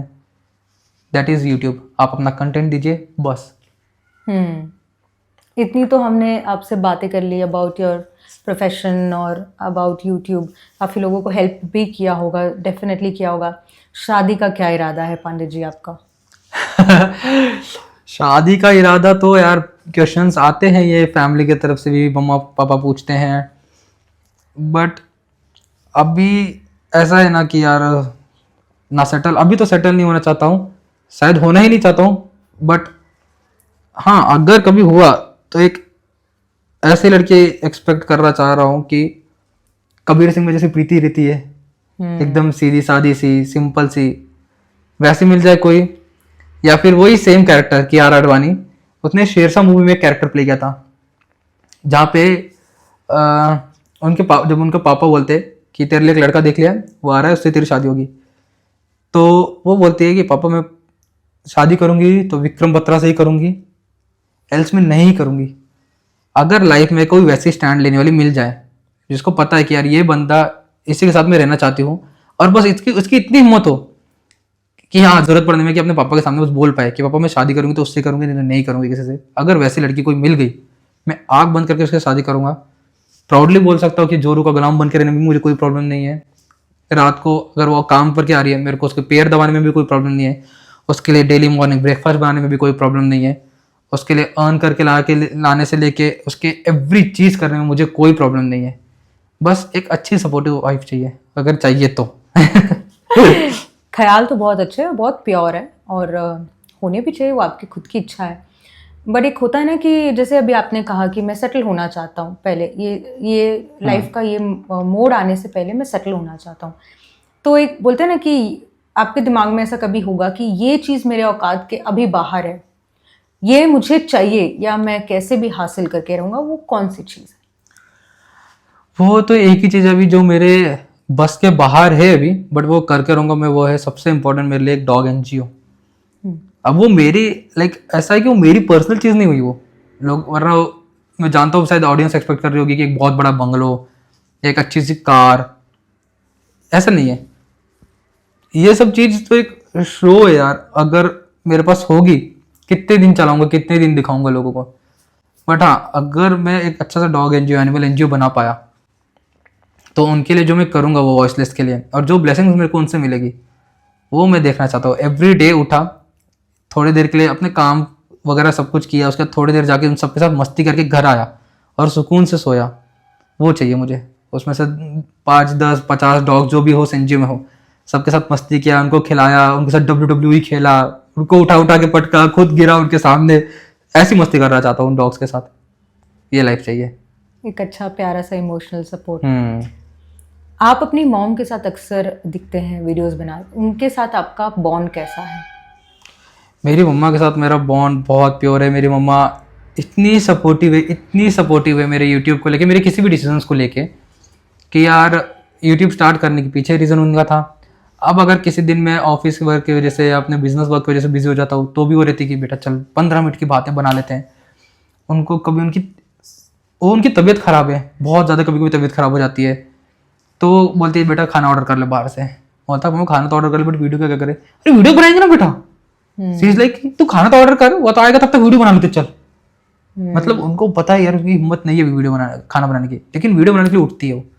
10-15 मिनट बनाएगी, उसके बाद आराम से बैठ जाएगी, सो जाएगी मेडिसिन लेके, लेकिन वीडियो नहीं छोड़ना चाहती वो, बिकॉज उन्हें पता है कि यार वो वीडियो अगर डेली डर रहा है तो ऐसा चलता है। एक भी दिन हुआ वो सीधा ऐसा आता है, एक भी दिन का गैप हुआ तो इसके लिए मेरे लिए मेहनत करती रहती है कि ये ग्राफ बढ़ता ही रहे। बढ़ता रहे। एक माँ को हमेशा राइट, हर एक तरीके से उन्हें लगता है that आगे बढ़ती है। Yes.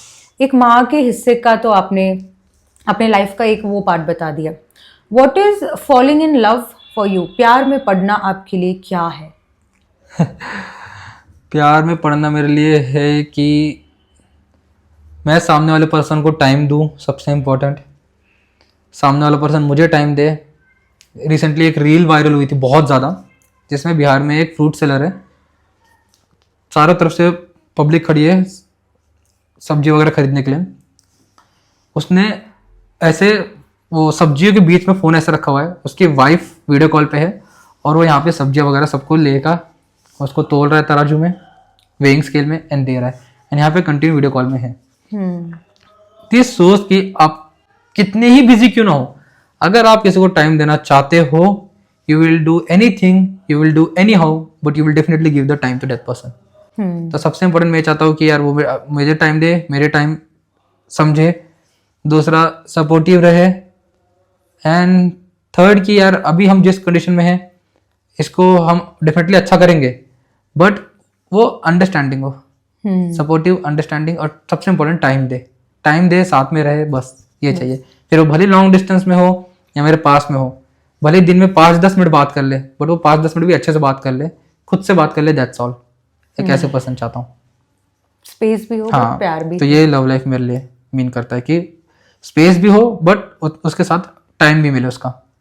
What is your love language? मतलब किस तरीके से आप चाहते हो कि प्यार जताया जाए, या आपसे कोई इंसान सामने से प्यार जताए? नथिंग, बस इतना चाहता हूँ कि वो 10% के बीच में हो, 100% के बीच में हो, अपने फैमिली के सामने हो, इतना बोल दे, this is my man, that's all for me. अगर कोई लड़की आपके लिए इतना बोल दे रही है सबके सामने proudly, this is my man, खत्म। यही आप, बस यही लव लैंग्वेज है, इससे ज़्यादा कुछ एक्सपेक्ट ही मत करो। एक लड़की का पूरा कॉन्फिडेंस आपके लिए बिल्ट हो गया। बस हो गया, सब मिल गया उसमें, सब मिल गया उसमें। जैसे आपने इतनी प्यारी तरीके से सारी बातें रखी about your love, about your, आपकी सोच क्या है, थैंक यू और सॉरी ये कितने इंपॉर्टेंट होते हैं एक रिलेशन में? बहुत ज़्यादा। थैंक यू एंड सॉरी इतना ज़्यादा इंपॉर्टेंट है ना कि यार लोगों को लगता है कि नहीं बोला तो क्या ही हो जाएगा। यार कभी कभी ऐसा है ना, नहीं बोला तो बहुत लेट हो जाती है। रिसेंटली एक प्लेन क्रैश हुआ था, कपल थी ऑन बोर्ड, उसकी गर्लफ्रेंड थी, लिविंग पार्टनर थी, उनका थोड़े दिन उसी टाइम पे झगड़ा हुआ था। वो उसने प्लेन बोर्ड कर ली, एक्सीडेंट हो गया, वो लड़का वहाँ पे रोता रह गया, because the only thing was कि उससे एक बार वो बात भी नहीं कर पाया, एक बार सॉरी भी नहीं बोल पाया। अब वो उसी रिग्रेट के साथ पूरी लाइफ रहेगा कि यार मैंने झगड़ा कर लिया, वो चली गई, इसको वो मेरे सामने कभी नहीं आएगी, बट मैंने इसको एक सॉरी भी नहीं बोली, अपनी गलती नहीं मानी मैंने। तो यार बोलते हैं ना कि वो मेल ईगो वगैरह वगैरह, क्या करना ईगो रख के। एक सॉरी और एक थैंक यू अगर आपकी चीज़ें सुधार सकता है तो सुधारो ना चीज़ों को, बिगाड़ के क्या ही मिल जाएगा। मेल ईगो से क्या ही मिल जाएगा, एक दिन रख लोगे, 2 दिन रख लोगे, क्या मैं लड़का हूँ मैं क्यों बोलूँ सॉरी। यार जब सामने वाली बंदी पूरी फैमिली छोड़ के, पूरी फैमिली से लड़के आपके लिए सपोर्ट ले रही है, आपके लिए खड़े रह रही है, आपके साथ पूरी लाइफ बिताने के लिए सोच रही है, अब अगर आप उसको एक सॉरी नहीं बोल पा रहे, आप उसके सामने थोड़ा सा झुक नहीं पा रहे, खुद को झुका नहीं पा रहे, क्या फ़ायदा ऐसा ईगो का। बीबी के वाइन्स भुवन बम ने भी एक पॉडकास्ट में कहा था इंटरव्यू में कि वो मेल ईगो नहीं होना चाहिए, बिकॉज मेल ईगो बड़ा होता है, और वो होता है तो वो ऐसे कहते हैं ना, उन्होंने खुद कहा है कि फिर ऐसे बोलते रहे हम क्यों झुके, हम क्यों ये लड़कों करें। वाली चीज तो नहीं किलो होती कि अल्फा प्यार है। है बट दिखाना नहीं है। मत दिखा, रोता रही बात मत दिखा, कोई प्यार नहीं होता, कोई प्यार नहीं होता। तू ही नहीं कर रहा सामने से तो अगले को क्या लगेगा। तूने खुद ही बाउंड्री बना दी सामने कि मैं तो भैया अल्फा, मैं नहीं बोलने वाला, तो वो बाउंड्री वहां भी बन गई, फिर करते रहो सिग्मा। वो ऐसा ही उनका ये स्टेटमेंट बहुत जिस भी तरीके से वो इंटरव्यू देते हैं और जिस तरीके से वो अपने पार्टनर को प्रेजेंट करते हैं, जितने रिस्पेक्ट के साथ, वो बहुत कुछ दर्शाता है उनके रिलेशनशिप के बारे में। एंड आज के दौर में ये होना ज़रूरी है, बहुत ज़रूरी है, बहुत ज़्यादा ज़रूरी है। आपका एक सॉरी चीज़ें बना सकता है, आपका एक सॉरी ना बोलना बहुत चीज़ें बिगाड़ सकता है।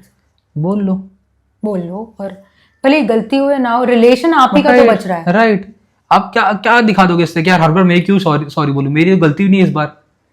ये इस चीज में अपने दिमाग में सोचते रहोगे, चीजें खराब हो जाएगी। ऐसा अच्छा बोले यार चल ना बोल देता हूँ, मेरी बंदी तो खुश है, सॉरी बोलिए, पर मेरी बंदी के दिमाग में ये तो रहेगा कि यार बोलनी गलती मेरी थी। वो भले आपको बोलेगी नहीं, पर उसके दिमाग में कहीं ना कहीं तो थॉट होगा यार गलती मेरी थी, बट उस बंदे ने फिर भी मुझे सॉरी बोला। ऐसा अंडरस्टैंडिंग पर्सन हर बंदी एक्सपेक्ट करती है कि मुझे मिले। बोल लो सॉरी, बोल लो सॉरी। आपकी पांडे जी, आपकी खुद 2 बड़ी बहनें हैं, तो एक लड़की के आसपास क्या रहना, उनके साथ कैसे सेंसिटिव रहना, उनके साथ कैसे रहना, ये आपको बहुत बखूबी पता होगा। तो आप कितना मानते हो कि एक लड़के को सेंसिटिव होना ज़रूरी है? बहुत ज़्यादा ज़रूरी है यार। It's not only talking about those 5 days in a month, हर तरीके से, not physically, not mentally, emotionally, हर तरीके से। पहली बात तो अगर वो 5 days की बात कर लो आप एक गर्ल के लिए, उस टाइम पे आपको इतना सपोर्टिव होना पड़ता है कि बहन ने आपको बोल दिया यार पानी ला के दे दे वगैरह वगैरह वगैरह, यार तू खुद ले लेना उठ के। ये सब आप कभी पेन इमेजिन करो कि आपको बहुत ज़्यादा तबीयत खराब है, बहुत पेन में हो आप, कितना इरिटेटेड फील होता है। आप उस टाइम पे जाके आप उसके साथ मस्ती कर रहे हो, उसने कुछ उल्टा बोल दिया, आप उसको उल्टा बोल रहे हो, मजाक कर रहे हो, मस्त चिढ़ा रहे हो, मार रहे हो, तो वो कोई पॉइंट नहीं उस बात का। तो आपको इसलिए सेंसिटिव होना बहुत ज़रूरी है। दूसरा ये कि आपकी बड़ी बहन जब है, ठीक है, तो आपको हर मोमेंट ना, एक बार कुछ भी हो, झगड़ा हो, मस्ती मजाक को, ये सोच के रहना है कि यार ये कुछ टाइम बस, फिर ये चली जाएगी शादी करके।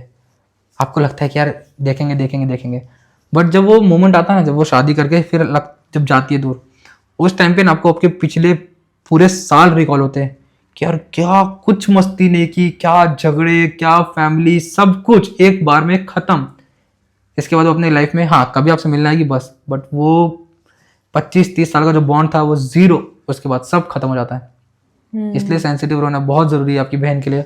हर चीज में सपोर्ट लो उनको। कोई अगर लड़का छेड़ रहा है, मस्ती कर रहा है, तो ऐसा सपोर्ट मत लो कि सामने वाले को जाके बजा दो। ऐसा सपोर्ट लो कि उसको समझाओ कि बहन तू खुद लड़ लेना खुद की लड़ाई, बाकी तेरा भाई पीछे खड़ा है। मैं आज से बचाऊंगा, मैं तुझे कल बचाऊंगा, तेरा पति तुझे आज बचाएगा, तुझे कल बचाएगा। तुझे तो रहना, बाहर काम करना है, बाहर बिजनेस करना है, घूमने जाना है, कितने कितने कितने जगह तेरा पति, तेरा बॉडीगार्ड पीछे खड़ा रहेगा, तेरा भाई पीछे खड़ा रहेगा। लड़ खुद के लिए, लड़ना सीख, ये है। तो हाँ, ऑब्वियसली बहुत कुछ चीज़ें ध्यान देनी है अपनी, अगर आपकी बड़ी बहन है। और सबसे इम्पोर्टेंट तो यार मस्ती मजाक करते रहो। बड़ी बहन सेकंड माँ होती है, बहुत मस्ती मजाक करो, बहुत तंग करो, उसे बीच में मारो पीटे भी करो, बट मस्त मजे में रहो। ये सब चीज़ें याद आती है, यही मेमोरीज होती है। जैसे आपने कहा कि बहुत सी चीज़ें, मतलब जब आपकी बहन होती है तो अपने लाइफ में एक टाइम हो जाता है कि आपके पास एक फिजिकल डिस्टेंस बन जाता है। भले ही आप इमोशनली हर तरीके से कनेक्टेड रहो, एक दूसरे के लिए खड़े रहो, बट एक फिजिकल डिस्टेंस बनता है जो लोगों को उस समय महसूस नहीं होता, बट बाद में रियलाइज होता है। सो जैसे आप कह रहे हो कि ईगो और सेल्फ रिस्पेक्ट में एक बहुत पतली लाइन होती है। कब वो चीज़ें कब हमें समझनी चाहिए कि भाई ये ईगो है और ये सेल्फ रिस्पेक्ट है, ये मुझे सेल्फ रिस्पेक्ट को क्रॉस नहीं होने देना है, सेल्फ रिस्पेक्ट भी मेंटेन रखनी है और ईगो तक नहीं पहुंचना है। इसके बारे में आप क्या बोलना चाहते हैं? सबसे इम्पोर्टेंट ये दोनों में डिफरेंस ये है ना कि ईगो ना, ऐसा नहीं कि वो निगेटिव वर्ड ही है, उसको लोगों ने निगेटिव वर्ड बना दिया है। ठीक है, ego is basically self respect too. तो ओनली थिंग इज कि आप उसे पॉजिटिव ईगो रख रहे हो या निगेटिव ईगो रख रहे हो। ठीक है, अब आप अगर बोल दो किसी सामने वाले पर्सन को कि यार मैं ही क्यों, ठीक है, हर बार मुझे ही क्यों, उसे क्यों नहीं, मैं नहीं करता, मैं लड़का, वो ईगो हो गया। ठीक है, मेरे को मम्मी ने कुछ काम बोला कि बेटा तू जा बाहर से ये सामान लेके आ। मैंने बोल दिया मम्मी मैं घर का लड़का हूँ ना, मैं क्यों लाऊं, ये हो गया ईगो। मम्मी ने बोला बेटा जा तू बाहर से सामान लेके आ। मैं बोलूँगा मम्मी बाहर उधर गाड़ी की चाबी रखी है, ठीक है, बहन भी यहाँ पे बैठी है, बहन को सिखाओ गाड़ी और उसको बोलो जा लेके आ। ठीक है, तो यहाँ पे ना ईगो आया, ना किसी की सेल्फ रिस्पेक्ट हर्ट हुई, ना कुछ गलत हुआ। ऐसा हैंडल करना है चीज़ों को कि ना कभी ईगो दिखाओ और ना अपने सेल्फ रिस्पेक्ट भी गिराओ। अगर सेम विद पार्टनर, आप कहीं पे बाहर हो, कुछ भी हो, ठीक है, अब अगर वो आपको जानबूझ के बोल रही है, वैसे तो अगर आपके अच्छे पार्टनर हो तो कभी बोलेगी नहीं, बट आपको जानबूझ के बोल रही है कि यार यहाँ पे ये कर, वहाँ पे वो कर, ठीक है, चल मेरे जूते की लेस बांध, मेरे हाथ में शॉपिंग बैग्स पकड़े हुए हैं, ऐसा, ठीक है। तो आपने अगर सोचा कि यार मैं क्यों बांधूं सबके सामने, ठीक है, तो वो हो गया क्या, आपका ईगो हो गया, यार मैं लड़का हूं, मैं सबके सामने नहीं कर सकता। बट अगर आपने वही चीज़ वहाँ पे कर दिया ना, तो वहाँ पे आपके आसपास है ना, जो आपको लग रहा होगा कि यार मेरी सेल्फ रिस्पेक्ट जा रही है, वहाँ पे जो 100 लोग हैं ना, उन 100 की नज़र में आप उड़ गए एक तरीके से कि यार इतने लोगों के बीच में होके भी उसकी बंदी ने शॉपिंग बैग्स पकड़े हुए, तो उसके जूते की लेस बांध रहा है वो। आपको लगता होगा कि यार आपके दिमाग में चल रहा है लोग क्या सोचेंगे, बट अब ना ये देखो उनके दिमाग में कि सामने सबके दिमाग में ये चल रहा है कि यार क्या बंदा है ये, क्या बंदा है ये। सही बात है, अपनी बेटी के लिए इवेंचुअली लोग वैसा ही दामाद ढूंढते हैं, बट अपने बेटे को, किसी की बेटी के लिए उस तरीके का बेटा नहीं बनाते हैं। नहीं बनाते। ये वो जो, ऐसा नहीं कहूंगी कि सोसाइटी में हर फैमिलीज ऐसी है, बट अभी भी कुछ फैमिलीज ऐसी है कि अपने खुद के बेटे को वो वैसा वैल्यूज नहीं देते कि भाई जैसी वो अपने दामाद को एक्सपेक्ट करेंगे। अपने दामाद के लिए सोचते हैं हमारी बेटी को ऐसा दामाद मिल जाए, ये मिल जाए, वो मिल जाए। बट कोई दूसरे घर की लड़की जब लाते हो बहू बना के, बेटी बना के, उसके लिए अपने बेटे को उस तरीका का ट्रेनिंग या ट्रेनिंग नहीं कहूंगी मैं, उस तरीके का वैल्यू नहीं देते वो। तो ये चीज है सोसाइटी में, मैं कहूंगी कि हर फैमिलीज नहीं बट कई जगह ऐसे हमें देखने मिलती है। जैसे कि हम अभी थोड़ा सा बात कर रहे हैं, बट मैं आपसे जानना चाहूंगी कि कितना, जैसे ये लोगों को लगता है, कभी कभी लड़के इस चीज से रिलेट नहीं कर पाते कि हार्मोनल इश्यूज होते हैं, हार्मोन्स की वजह से लड़कियां चिड़चिड़ी हो जाती हैं, लड़कियां थोड़ा मूड स्विंग्स में बिहेव करती हैं। सो इसमें आप एज अ लड़के, आप एज अ मेल, आप कितना समझ सकते हैं कि हाँ ये है, इसमें ट्रूथ है? डेफिनेटली है। क्यों बताता हूँ आपको। आपका बाहर झगड़ा हो गया, कुछ घर पे मस्ती हो गई, कुछ भी हो गई, अब आपके किसी पिन एरिया में, किसी ऐसे जगह पे जहाँ पे आपको मारना नहीं चाहिए था, किसी ने मार दिया, उसके नेक्स्ट फ्यू मिनट्स आपके साथ कैसा बिहेव होगा, ठीक है। अब पूरे पागल हो जाओगे, एकदम इरिटेटेड बिहेव करने लगोगे, मन करेगा कि सामने वाले को भी बजा दूं। तो हार्मोनल इशू बिल्कुल होता है, बिकॉज जैसे अभी आपके साथ कुछ ऐसा हुआ कि आपके किसी पिन एरिया में, किसी प्राइवेट पार्ट में, कहीं किसी ने भी इसे मार दिया, तो आपको क्या होगा, एकदम से आप इरिटेटेड हो जाओगे, सामने वाले को भी मारोगे, कुछ बहुत झगड़ा हो जाएगा या फिर पेन में रहोगे। सेम वे, ये भी एक एग्जाम्पल था देने का। अब ये हमारे साथ तो नहीं होता, हम मेंस के साथ नहीं होता, बेसिकली ये होता है गर्ल्स के साथ ज़्यादा। तो उनके साथ ये चीज़ जब होती है, ठीक है, तो आपको अंडरस्टैंड करना है कि यार जब तेरे साथ ये हुआ, तूने कैसा बिहेव किया था। अब वही अगर वो बिहेव ऐसा कर रही है, वो तो लड़कियां तो कभी करेगी भी नहीं ऐसा बिहेव। अगर कर रही है तो आपको सिंपल क्या करना है, उनको समझना है, उनको समझाना है, उन्हें एक अच्छा एनवायरनमेंट देना है, उन्हें काम पीसफुल नेचर देना है, चीज़ें खुद ब खुद सॉर्ट आउट हो जाएगी। तो कभी भी समझो कि हार्मोनल चेंजेस डेफिनेटली होते हैं, लड़कियों के साथ बहुत ज़्यादा होते हैं। तो उस चीज़ को बहुत नेगेटिव में मत लो कि यार ये ऐसा क्यों बिहेव करने लगे अचानक से मेरे साथ, कुछ टाइम पहले तो बहुत अच्छी थी मेरे साथ, अब जाके ऐसा बिहेव कर रही है। इट्स नॉट अबाउट उसका behaviour change, it's about her hormonal change. Behaviour उसका वैसा ही था, ये चीज़ थोड़े दिन की फेज है, उसके बाद वापस आपके साथ वो जैसे थी वैसे ही हो जाएगी। ये मैं किसी को एज अ नेगेटिव पोर्ट्रे नहीं करूंगी। Yes, females are well capable, हर जगह पे अपना नाम रोशन कर रही हैं, बट ये चीज़ें हैं और सोसाइटी को भी और चीज़ों को, लोगों को भी इसे साइड नहीं करना चाहिए और इन सब चीज़ों की रिस्पेक्ट करनी चाहिए रादर। जैसे कि हमने ये सब चीज़ें समझी कि फॉलिंग इन लव आप लड़कों के लिए कैसे होता है, फॉलिंग आउट ऑफ लव लड़कों के लिए इजी होता है या नहीं? बहुत हार्ड होता है बहुत हार्ड होता है। अब मैं आपको बता रहा हूँ क्यों। क्योंकि जैसे गॉड ने ना हर एक चीज़ ना बहुत सोच समझ के बनाई है। उन्होंने ना लड़कियों में कुछ कुछ चीज़ें दी है, जो चीज़ हम लड़कों पे देती है हम नहीं संभाल पाते, वो वही संभाल पाती है। और कुछ चीज़ उन्होंने हम ऐसी दी है जो हम नहीं संभाल पाएंगे, वो संभाल लेगी।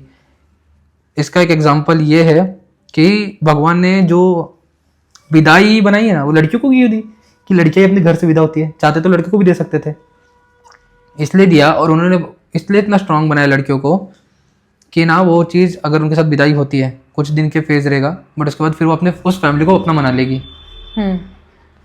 बट हम लड़कों का ऐसा है ना कि अगर हमने किसी को बहुत अच्छे से लव कर लिया ना, किसी को बहुत ज़्यादा अपना मान लिया, उसके बाद उसके 1000 लड़कियां भी आएगी, उसके बाद उससे अच्छी आई उससे बुरी आई, हमें मतलब ही नहीं पड़ता। हमें देखना ही नहीं है कि वो अच्छी है कि नहीं। हम अगर किसी एक के हो गए, हम उसके होके रहते हैं। हमारा लाइफ ही ऐसा है लड़कों का। तो हमारे लिए फॉलिंग आउट ऑफ लव ना बहुत ज़्यादा टफ है, बहुत ज़्यादा ही टफ है, नहीं होता। और रील्स आप देखते होगे, कभी कभी दिखता होगा कि यार तूने मूव ऑन कर लिया? तो बोला बिल्कुल नहीं किया यार, ये 20 साल पहले रिलेशनशिप था, आज भी उसकी फ़ोटो देखता हूँ। ये हाल होता है हम लोग का, हम बहुत ज़्यादा अटैच हो जाते हैं। वो मूव ऑन कर लेती है, वो अपनी नई लाइफ सेटल करके, वो तो भूल भी चुकी है, आपको भूल भी चुकी है, लेकिन आप अभी भी उसी में हो कि यार वही चाहिए थी यार। अब इसलिए ऐसा होता है ना बहुत सारे लड़के लोग कि वो लोग शादी करने से डरते हैं, कि उनका ऐसा हो गया ना कि यार चाहिए थी तो वही चाहिए थी, अब मैं क्या दूसरे के साथ अगर शादी कर रहा हूँ, लाइफ सेटल कर रहा हूँ, तो मैं उसको जस्टिफाई कर पाऊंगा? नहीं कर पाऊंगा। मैं अभी भी अगर पुराने अपने पास्ट को याद कर रहा हूँ तो फिर क्या फ़ायदा? तुम फिर अनफेयर हो ना अपनी फ्यूचर वाइफ के साथ, अनफेयर हो कि यार तू उसके साथ हो के भी उसका ना है। नहीं है, so इट्स बेटर कि ना ही रहो किसी का, उसकी मेमोरी के साथ ही जी लो, मस्त रहो, बाकी अपनी लाइफ तो है ही। खत्म बात। बहुत कुछ समझ में आया मुझे as a YouTuber, as a इंसान। एक बहुत ही प्यारा और एकदम टची पार्ट है आपके लाइफ का, जो हम आपके यूट्यूब वीडियोस में भी देखते हैं, कभी कभी हमें नज़र आता है इंस्टाग्राम पे भी, जिसको आप अपनी जान कहते हो, जिसको आप अपना भगवान कहते हो, ब्रैट। सो जब से आपके लाइफ में वो आया है, उसके लिए आप क्या बोलना चाहोगे? कैसी आपकी लाइफ बदल गई? ठीक है, तो मेरा भगवान वही है, एक्चुअली वही है मेरा भगवान। मेरा पेट है, मेरा लैब्राडोर है, उसका नाम है ब्रैट। वो सच में मेरी जान है। लाइफ में आना उसका एक बहुत इम्पोर्टेंट चीज़ है मेरे लिए। कॉलेज टाइम में था, बस मन हुआ, मम्मा से बात किया, एक छोटे से डब्बे में उसको रखा, उसकी मम्मी से जुदा किया, उसकी मम्मी को सॉरी भी बोला कि इसको लेके जा रहा हूँ, बट उसकी मम्मा को ये भी अश्योरेंस दिया कि आपसे दूर लेके जा रहा हूँ, बट पक्का आपको प्रॉमिस करूँगा, आपके पैर पड़ के बोलता हूँ कि इसको बहुत अच्छी लाइफ दूंगा। एक्चुअली लाइफ वो मुझे दे रहा है, मैं सिर्फ उसको क्या दे रहा हूँ, जगह दे रहा हूँ, खाना दे रहा हूँ वगैरह, बट उसने सब कुछ मुझे दिया है। उसने उस कैपेबल मुझे बनाया है। मैं जॉब करता हूँ, मैं कमाता हूँ, मैं बाहर जा रहा हूँ, मैं सेफ हूँ। मुझे हर जगह लगता है कि उसका छोटा सा पंजा पाँव मेरे हाथ सर के ऊपर है, तो मेरे लिए सब कुछ है वो। लाइफ उसके बिना मेरे लिए नथिंग है। बाहर काम से जाऊँ तो 6 बजते हैं शाम के, 6 साढ़े 6 बजे मम्मा का फ़ोन आता है कि वो आके बैठ गया तेरे लिए। हमारी सोसाइटी में 100 गाड़ियाँ घुस जाए, उससे कोई मतलब नहीं है। द टाइम मेरी स्कूटी या मेरी कार एंटर करती है, उससे पता चल जाता है कि मेरा भाई आ गया है, एंड वो ही स्टार्ट्स डांसिंग। तो यार वो कनेक्शन, वो प्योरिटी, सबसे इम्पोर्टेंट चीज़, आप मानोगे नहीं बट मैं लिटरली बता रहा हूँ, मेरे फैमिली भी जानती है चीज़। हमारा ऐसा फेज है ना, मेरा और मेरे छोटे भाई का, मेरे ब्रैट का, मुझे आज अगर सर्दी हुई, नेक्स्ट डे या उसी दिन उसको सर्दी होती है। अगर आज मेरी तबीयत खराब हुई, मैं ऐसे घर पे लेटा हूँ, मैं खाना नहीं खा रहा, सेम डे उसकी तबीयत खराब होती है, वो खाना नहीं खाता, उसको मम्मी कितना भी ज़बरदस्ती खिलाए।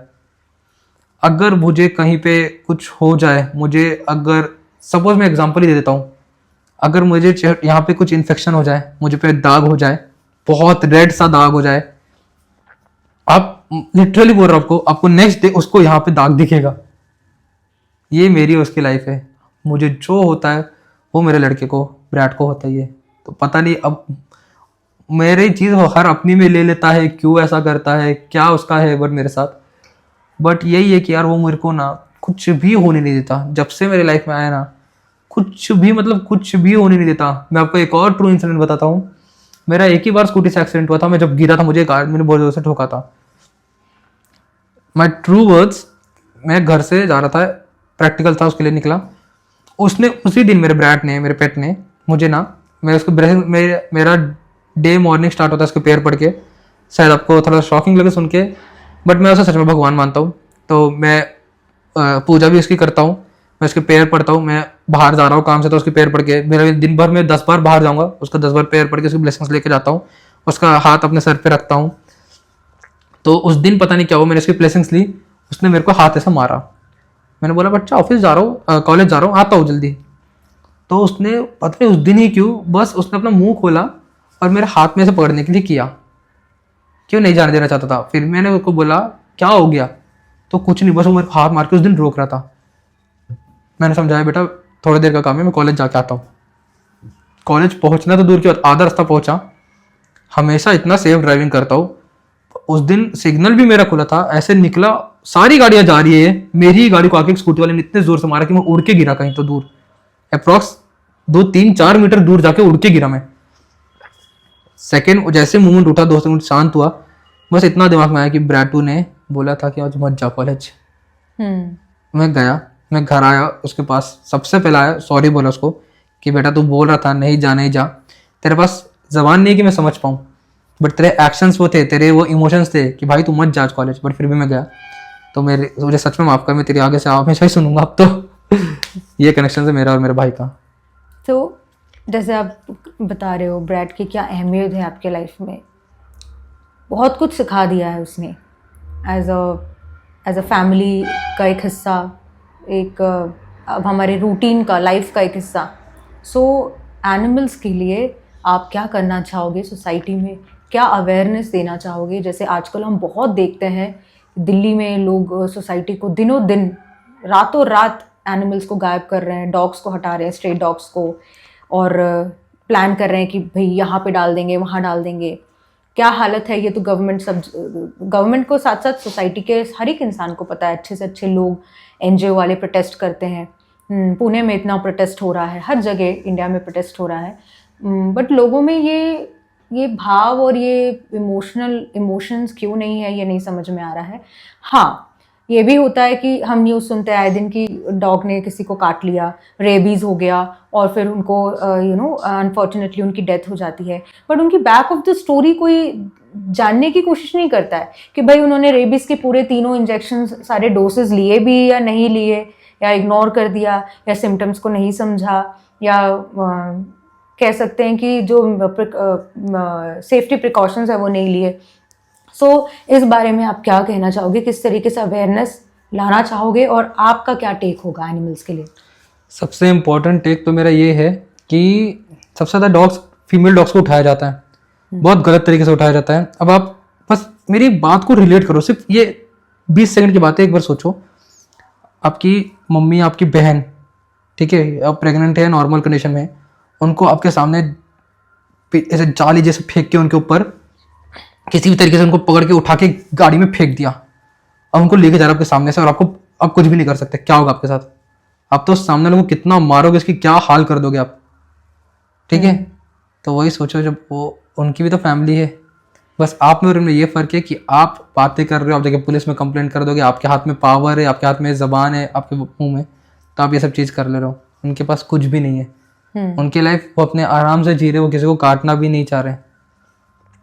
आप दिन भर में जितने एनिमल्स खा लेते हो, ठीक है, उनके उस मुकाबले तो 0.00000 कहीं जाके 1% चांस भी नहीं कि उन लोगों ने किसी को इतने बाइट्स किए होंगे जितने तो हम दिन भर में एनिमल्स काट के खा रहे हैं। तो अब देखिए ना, आप कितना ज़्यादा टॉर्चर कर रहे हो एनिमल्स को। अगर सच बोलता हूँ, उन्होंने किसी दिन बोल दिया ना कि उनके साथ क्या बीत रही है, अगर एक जो हेन होती है चिकन पोल्ट्री फार्म वगैरह में, उसने अगर किसी दिन बोल दिया ना कि वो कैसे बिता रही है अपने वो 40, 50, 60 दिन जो भी है, जब तक वो हेल्दी नहीं रहती टू बी स्लॉटर्ड, आप तब देखना कि यार अगर ये आपके साथ होता तो आप क्या करते। आपने एक काम करो, आप सरबजीत मूवी देखो, उसके स्टार्टिंग सीन देखना, जब वो पकड़ा जाता है, ठीक है, उसको एक छोटे से बॉक्स में कन्फाइन करके रखा जाता है, और उसको कितने महीने बाद जब निकाला जाता है, उसकी हालत देखो। ये हालत होती है हर हिन की, ये हालत होती है बहुत सारे काउस की जो स्लॉटर्ड होते हैं, ठीक है, उनके सर में हथौड़ा मार दो, उनके साथ क्या कुछ नहीं हो रहा, ठीक है। एक गर्ल का रेप हो जाए, बहुत सारी लड़कियां, तो मेरे को तो ये नहीं समझता, बहुत सारी लड़कियां, मैं लड़का लड़की नहीं करना चाहता, बहुत सारी लड़कियां प्राउडली बोलती है यार मेरा फेवरेट डिश है बटर चिकन बिरयानी। यार अब एक गर्ल हो, आप खुद सोचो कि ठीक है वो भी एक गर्ल है, उसको आप आपके सामने काट रहे, उधर ही दूसरे 10 बकरी वगैरह खड़े हैं, चिकन्स हेंस रखे हुए हैं, उनके सामने ही काट रहे। अगर आपकी खुद की फैमिली होती, आपके खुद के बर्ड्स होते, वो आपके खुद के बच्चे वगैरह होते हैं, उनको आपके सामने काटते वो कैसा लगता? मुझे ये नहीं समझता कि यार लोग इतने इनह्यूमन कैसे होते जा रहे हैं कि इनको ये सब चीज़ में टेस्ट मिल रहा है। ये सब चीज़ में टेस्ट कैसे है यार? आपने इस चीज़ में मसाला वगैरह सब डाल दिया, आप उसको खाओ, एक बार रॉ खाओ, आप ककम्बर रॉ खा लो, आप टमाटर रॉ खा लो, आप इजीली खा लोगे। अब जो हमारी चीज पेट के लिए बनी नहीं है, वो चीजें हम अपने हिसाब से बना रहे हैं। आप उसमें बस मसाला वगैरह डाल के टेस्टी बना दिया आपने उसको, और फिर आप लग रहा है क्या मजेदार चीज है ये, प्रोटीन के नाम पे खा रहे हैं लोग। विद्युत जामवाल को देख लो, कंप्लीटली वेगन आदमी है, कुछ नहीं खा रहा, still top six martial artist में इन द वर्ल्ड वो एक है। तो अगर पावर प्रोटीन वगैरह ही चाहिए, और अगर सच में यार ये सब पावर एग्जाम्पल्स ही बहुत सारे, अगर आपको बल्कि शरीर चाहिए तो बोलते हैं कि बहुत सारे लोग बोलेंगे अब ये तो हेरिडिटी है। ऐसा कुछ नहीं है। हाथी कौन सा जानवर खाता है? वो तो सिर्फ घास फूस ही खा रहा है। हिरन आपको चाहिए कि आपकी फ्लेक्सिबिलिटी बहुत हो, आपकी पेस बहुत हो, आपके लिए चिकन प्रोटीन्स वगैरह ले रहे हो। हिरन, डियर में कौन सा, वो तो नॉनवेज नहीं खाता, वो तो वेज ही खाता है। फिर उसके पास कहाँ से इतना फ्लेक्सिबिलिटी? हाथी के पास कहाँ से इतना पावर? आप ये भी तो देखो यार, ये सब चीज़ें आपने बनाई है। बहुत सारे लोग जो पत्ते वगैरह खा के जीते हैं, सिर्फ वेजीज वगैरह खा के जीते हैं, बहुत पावरफुल है, आपसे बहुत ज़्यादा पावरफुल लोग हैं। प्रोटीन का टाइप आपने दिया, आप जब पैदा हुए थे तभी आपको किसी ने बता दिया था कि तू प्रोटीन नहीं खाएगा तो ये, या आपने कहाँ देखा? ये बहुत जगह आपने रील्स वगैरह में देख लिया है, आपने जिम वगैरह की वीडियोस में देखा प्रोटीन चाहिए, प्रोटीन चाहिए, प्रोटीन चाहिए, तब आपने तो चालू किया। उसके पहले आप एक बार मत सुनो किसी की प्रोटीन चाहिए नॉनवेज से मिलता है। करो अपना वर्कआउट, अच्छी डाइट मेंटेन करो, बनेगी बॉडी, डेफिनेटली बनेगी। इतने खुद में इंडिया के पास इतने रिसोर्सेज हैं, राइट, कि वो हर एक तरीके का भले विटामिन हो, प्रोटीन हो, कोई भी चीज़ जो बॉडी को नीड है वो दे सकती है। राइट। इसको ओवरऑल आपकी यूट्यूब जर्नी और अपनी पर्सनल जर्नी को आप कैसे सम अप करोगे, थोड़ा सा हमारे ऑडियंस के लिए प्लीज़? मेरे ऑडियंस को मैं ये बोलना चाहूँगा, सबसे इम्पोर्टेंट ये है कि बी अ नाइस पर्सन। बहुत ज़्यादा इम्पोर्टेंट है वो। लाइफ बहुत अनप्रेडिक्टेबल है, आपको नहीं पता कि आप इस मोमेंट अभी आप किससे बात कर रहे हो, नेक्स्ट मोमेंट आपके साथ क्या हो जाए, आपके साथ जो बात कर रहा है उसके साथ क्या हो जाए, आपकी फैमिली के साथ क्या हो जाए, आपके साथ किसी और के साथ क्या हो जाए। मज़े करो लाइफ में, हंसते रहो, सबको हंसाते रहो, सबके साथ रहो, सबसे आप मिलजुल के रहो। अगर आप एक लाइफ देख रहे हो, लाइफ के रिस्पेक्ट पे बात कर रहे हो, अच्छी तरीके से कमाई करो, अच्छा खाना खाओ, अच्छा फैमिली टाइम बिताओ। अगर आप अपने पार्टनर, अपने फ्यूचर फैमिली के साथ बात कर रहे हो, गर्लफ्रेंड वगैरह पार्टनर के बारे में बात कर रहे हो, तो उनको अच्छे से टाइम दो, उनको समझो, उनके टाइम को समझो, उनकी फैमिली को अपना बना के रखो। अगर आप एनिमल्स को लेके बात कर रहे हो तो ये सोचो कि बस वो भी वही पर्सन है जैसा आप हो, बस उनके पास ABCD ये नहीं है बोलने के लिए, जो आपने बोलना सीख लिया।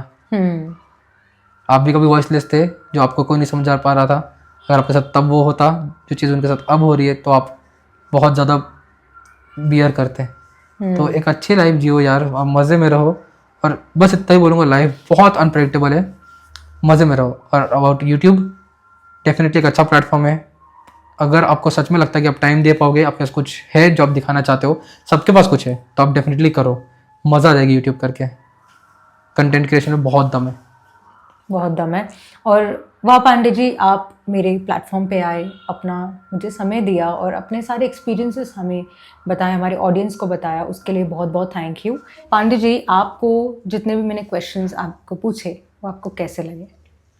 बहुत ज़्यादा अच्छे क्वेश्चंस थे, बहुत ज़्यादा हार्ट टचिंग थे, रिलेटेबल थे, मेरे लाइफ को लेके, मेरे प्रोफेशनल लाइफ को लेके, मेरे फैमिली को लेके, मेरे लव लाइफ को लेके। तो सब क्वेश्चंस बहुत ज़्यादा हार्ट टचिंग थे, बहुत ज़्यादा अच्छे थे answer to be answered.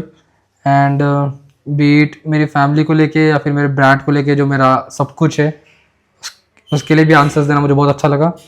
Definitely वाह पांडे जी और फील फ्री दोस्तों का ये कोलैबोरेशन वाला पॉडकास्ट बहुत मज़ा आया करके। एंड बहुत अच्छा पॉडकास्ट चैनल है ये। ऑडियंस को बोलना चाहता हूँ कि डेफिनेटली आप आइए इस पॉडकास्ट में, मज़ा आ जाएगा आप लोग को आंसर्स देने में। And that's all. Thank you so much for your kind words वाह पांडे जी। एंड जैसे आप लोगों को पता है, मैं टैग भी कर दूंगी वाह पांडे जी। यूट्यूब का जो भी लिंक है, इंस्टाग्राम का लिंक भी है, उधर भी आपको शॉर्ट्स रील्स आपको देखने मिलेंगे। सो फनी कंटेंट है, तो जो भी लोग रहते हैं, कभी कभी लोग बहुत हेक्टिक होता है स्केड्यूल या कुछ चीज़ें दिमाग में चल रही होती है, फ़नी कंटेंट हमेशा लोगों को हंसने में, हंसाने में हेल्प करता है। उनका मोटो ही ये है कि वो हंसाते रहें, हंसते रहें, लाइफ को जितना लाइट रख सकते हैं उतना लाइट रखें, क्योंकि वरना अदरवाइज़ तो लाइफ सबकी कहीं ना कहीं लेवल पे सीरियस होती है। सो आई होप आप लोगों को ये वीडियो अच्छा लगा होगा, ये पॉडकास्ट अच्छा लगा होगा। कुछ आपने कहीं ना कहीं आपसे रिलेटेबल पॉइंट्स आपको लगे होंगे, कुछ ऐसे पॉइंट्स लगे होंगे जहाँ पे यार ये तो मैं रिलेट करता हूँ या रिलेट करती हूँ, तो डेफिनेटली कमेंट सेक्शन पे आप लोग लिख सकते हैं कौन सा नेक्स्ट गेस्ट को आप लोग मेरे चैनल पे देखना चाहते हैं। Please comment down below. Like करिए इस पॉडकास्ट को, ज़्यादा से ज़्यादा अपने फैमिली और फ्रेंड्स के साथ शेयर करिए. And yes, that is all about today. Thank you so much.